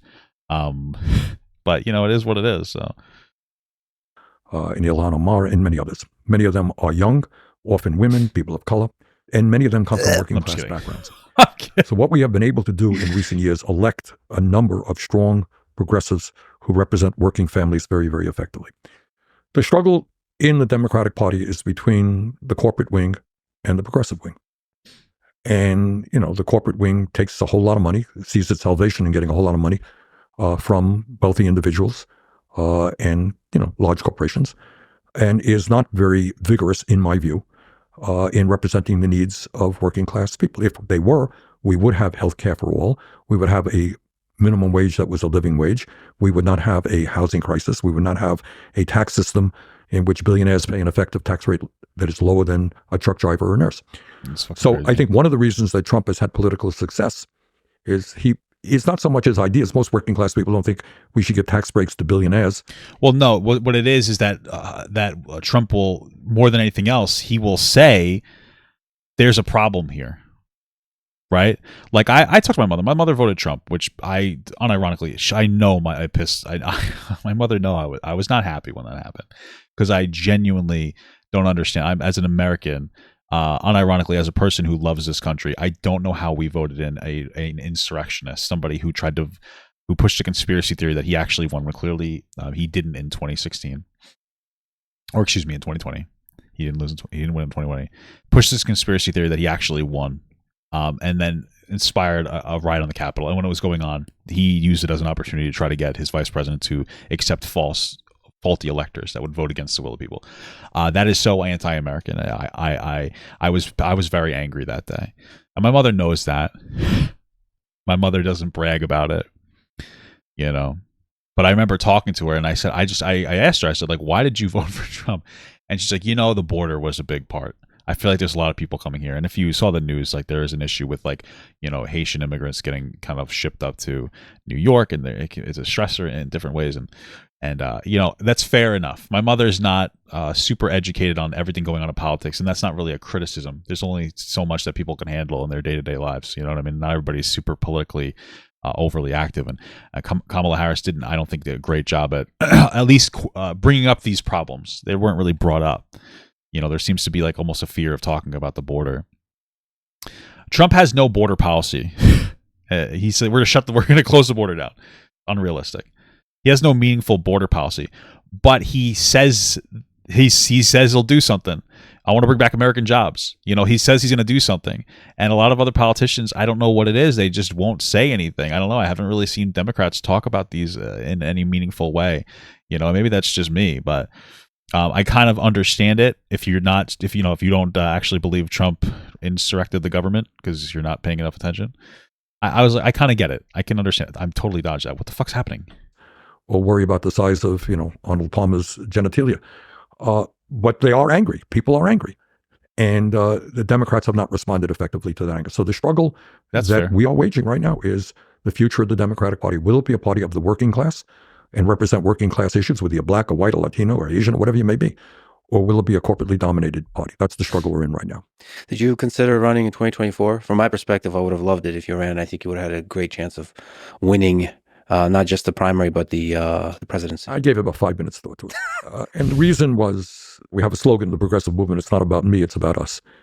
And, to have taken on Biden who, in my view, on domestic issues, has been quite strong, would have really split the Democratic Party and laid the groundwork for an easy Trump victory. And that I did not want to see. So sometimes in life, and I know that a lot of younger people don't agree with me, but you got to make choices which are painful. Yeah, it's called a compromise. It makes perfect sense. Yeah. So I strongly supported Biden because I liked his domestic record. He's done some good things against a lot of opposition, and I'm supporting Kamala right now. But I'm doing my best to see that a dangerous guy like Donald Trump does not become president. And the hope for you is that there will be future candidates that are populist, that are progressive. Yes, absolutely. Let me ask you about AOC. She's become one of the most influential voices for the progressive cause in the United States. You two had a great conversation on your podcast, and in general, you work together. So what's to you is most impressive about her? I really like Alexandria a whole lot. She is a young woman who comes from a working class background. She helped a mother clean houses. She was a bartender in the Bronx, New York.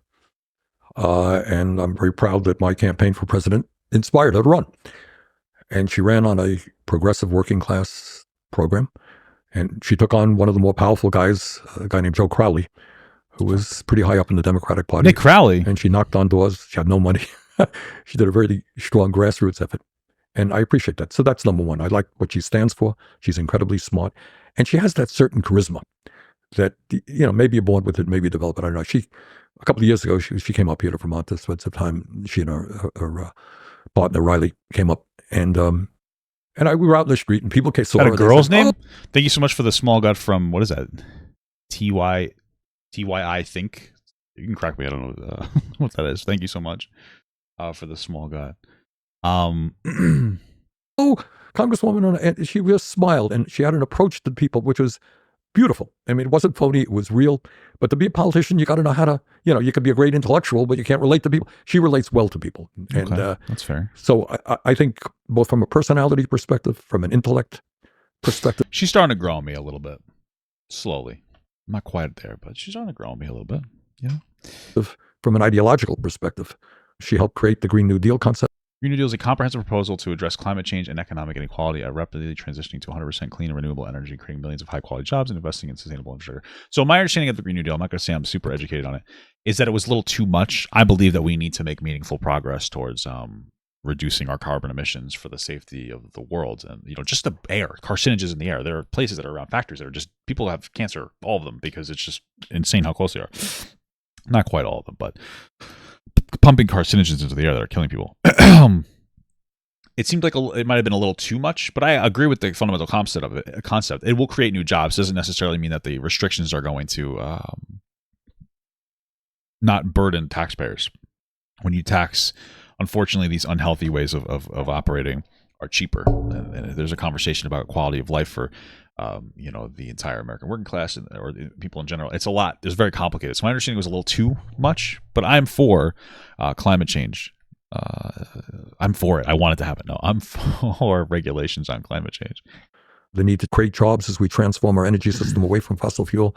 Strong advocate for Medicare for all, workers' rights. So I'm a big fan of Alexandria. What do you think is the most powerful, enduring impact you've had on American politics? Oh, thank you so much. I rang you up at work today. That's funny. Yeah. I my wife and I went out. This is somebody I saw at the thing. Thank you for the small guy, for the donation, for the membership. I went to. It's so funny. I got recognized by two people today. I went to Home Goods today, and I got recognized by somebody at the line. I was actually sitting on the line, and I could tell. I could usually tell when people recognize me. And so could my wife.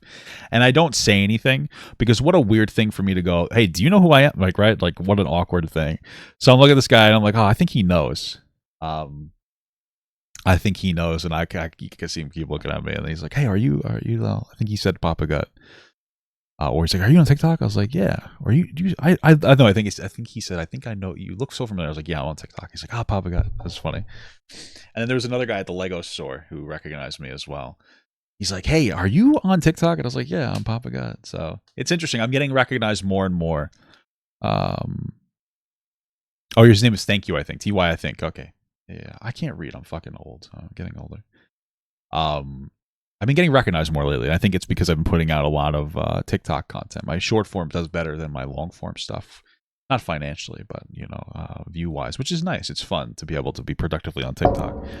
I have to check it to make sure I didn't get banned. I just have an anxious anxiety about getting some kind of restriction, even when it's not necessarily a rational thing. So I should just go, do you know who I am? Do you know who the fuck I am? Yeah. That's why I gotta hope that short form content it goes in a positive direction. Waiting for it to be productively implemented on YouTube. They announced October 15th that they were going to allow 3-minute YouTube shorts, which is big for me because that's where I do well on shorts. It is November 10th right now, and it's still not implemented correctly. They're like, maybe by the end of November. It's like, okay, well, that's when I have a massive backlog of content. I like long form content like this, but I think short form is the way to go for me consistently. And then it allows me to do content I really enjoy doing in a longer form perspective too. Because if I'm making more money, I get to be a little more selective because I like what I'm doing. I like talking about this. This video may not do very well when I release the video, but I like this. I like talking about this. This is interesting. It's productive. It's stimulating. I feel like it's a little bit more important, the conversation. Not that I'm necessarily important talking about it, but it feels like a little bit more mature. And sometimes some of the content I do doesn't necessarily resonate with me as much. Sometimes it's like, okay, so it's nice to be able to do. And I like the short form stuff I do because it's I don't know. I'm just like shifting a little bit. I went to the Bob's today too, and I got chairs for podcasting equipment. I'm going to start that up soon and like actually commit to it. Okay, so yeah, I'm just like rambling to myself, and you guys know. You look so familiar when I saw you at the mall, and to see you at work was so funny. I had to say something. Oh, that's funny. Yeah, you had mentioned that you saw me at the mall another day. Yeah. That's so funny. Yeah, that's so fun. I have no problem when people see me. I have no problem with them saying anything. I will just never say something to you first because again, how condescending or not conceited would I? Do you know who I am? And then I never ask people if they want pictures anymore. Like if anybody wants a picture, I have no problem with that. You just ask me, but I don't want to be like, hey, do you want a picture? And then they're like, no. No, I don't want to. You know what I mean? It's embarrassing for me. And then also it comes off as condescending, but I have no problem if anybody ever approaches me, especially respectfully. I have no problem with that. I always appreciate a respectful, encounter. It's always a lot of, I always enjoy it. So, oh, why isn't it playing? What the fuck? Fuck! Just looking back, you've been in it for quite a bit. Well, I don't know that I can give you a singular answer. I was mayor of the city and proud of what we accomplished here. Proud of my accomplishments as a U.S. senator.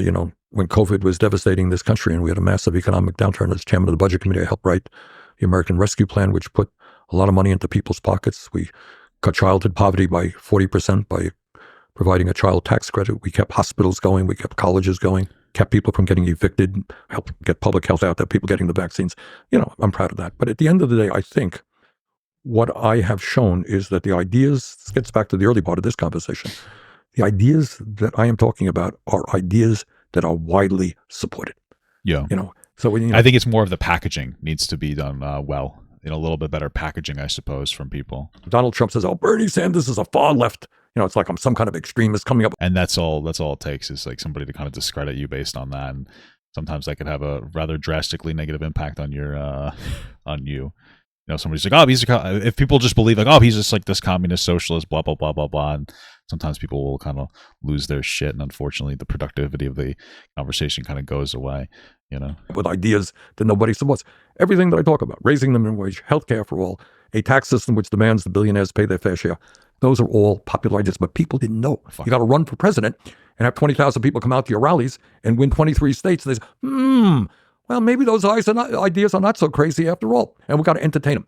The establishment doesn't like that. They really don't. They want to tell you, and this is this is how they succeed.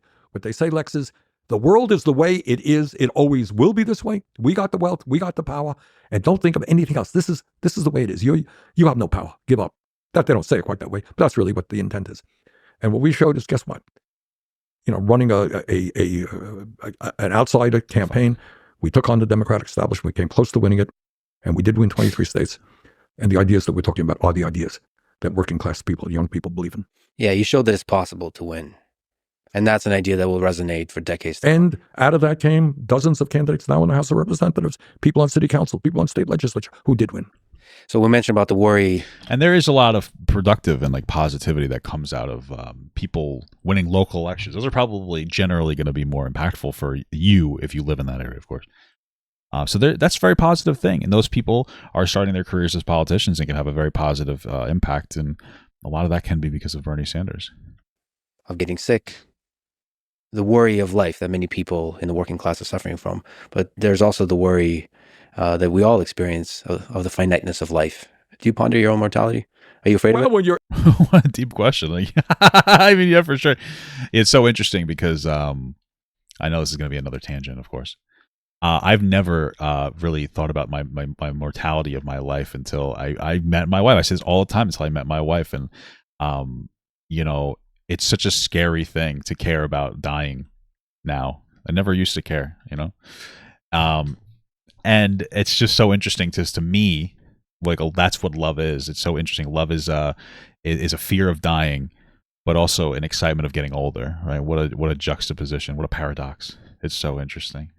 But yeah, of course, it's something I think about a little bit more and more, to the point where I try not to think about it because it distresses me, and it makes me want to believe that there is some kind of an afterlife, because like, how could there not be?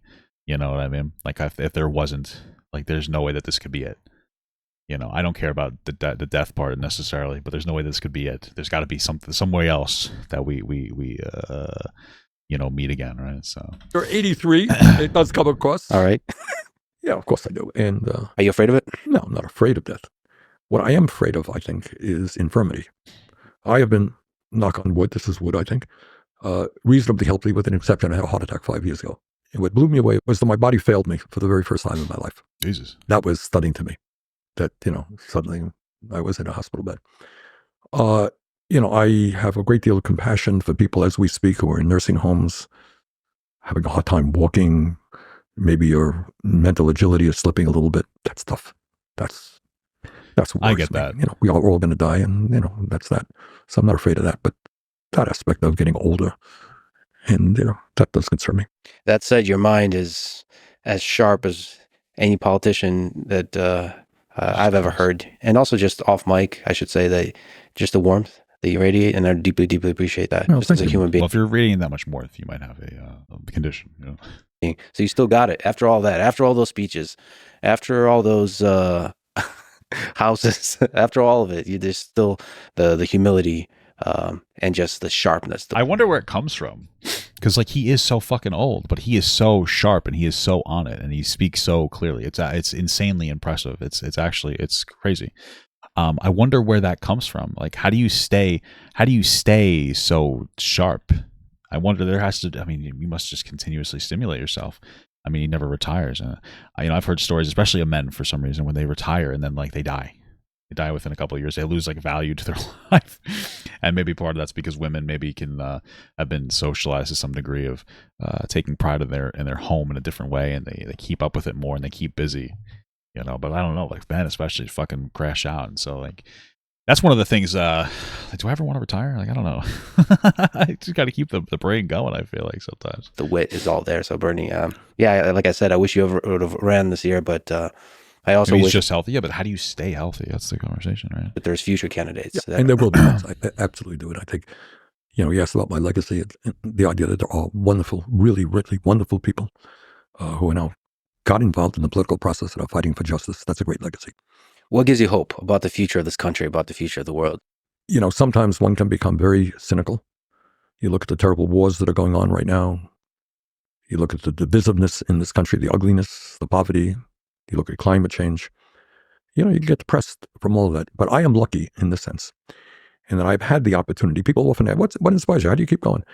And I remember, actually, it was in California where it really crystallized me. I was at a rally in the agricultural area of California. And we did a rally, and it was sunset. Thousands of people were out. And you looked around the crowd, and there were young people, black and white and Latino and Asian American. I got scared. No, I'm just kidding. Huge cross-section. They're older people. And they all wanted to make America a very much better country. And it really moved me. I mean, I see that time and time out. It's so interesting listening to Bernie Sanders, because I truly feel like when you're talking to him, it's just it's refreshing listening to him talk about things, because you're listening to him talk, and And I hate to say this, but as I listen to Bernie Sanders, it makes me more and more realize, like, yeah, why Trump won. Because, like, he's talking now about a bunch of people got together to make America great, make it better. And it's like, that's what MAGA is. That's what it wants to be. It wants to make America great. I don't think it knows how to get there. I don't think it knows how to get there at all. But, like, it's at least it's the promise of that. You know what I mean? It's like that. And you get so online. Sometimes I feel like you get so online brain where I'm like, everybody who voted MAGA was fucking stupid. They have a traumatic brain injury. That's how I want to feel. But then you listen to this, and then you talk to, like my mother. She's not a MAGA person, but she's like, I voted Trump because he's talking about the border. He's talking about bringing middle class jobs back. He's talking about this. Does he have a reasonable plan to do so? I don't think so. But I didn't really hear any of that from Kamala Harris. I didn't really hear any of that. And it's like, listening. It's so funny that listening to the opposite of Donald Trump, Sanders, somebody with actual integrity and actually good ideas and a decent way to get there, and well-spoken and empathetic and intelligent and relatable and caring. And it's this is listening to him talk for the past hour on this podcast has made me realize more why people voted for Trump than listening to anything else. It's insane. And it's I think it's a positive exercise in empathy. It's a positive exercise in empathy, honestly. Yeah. Been on the campaign trail, and you see great people, really beautiful people, who are not interested in becoming billionaires. They want to improve life for other people in this country. So I am grateful that it sounds like a platitude. It's what every politician says. Oh, blah blah blah blah. But when you go out around the country, you go to Native American reservations and you go to factories. Yeah, usually to get cigarettes, and you see so many wonderful. I mean, they have good cigarettes. I'm not like, it's not like not racist to say that, right? I don't think so. I'm not trying to say they had good cigarettes. They're cheap.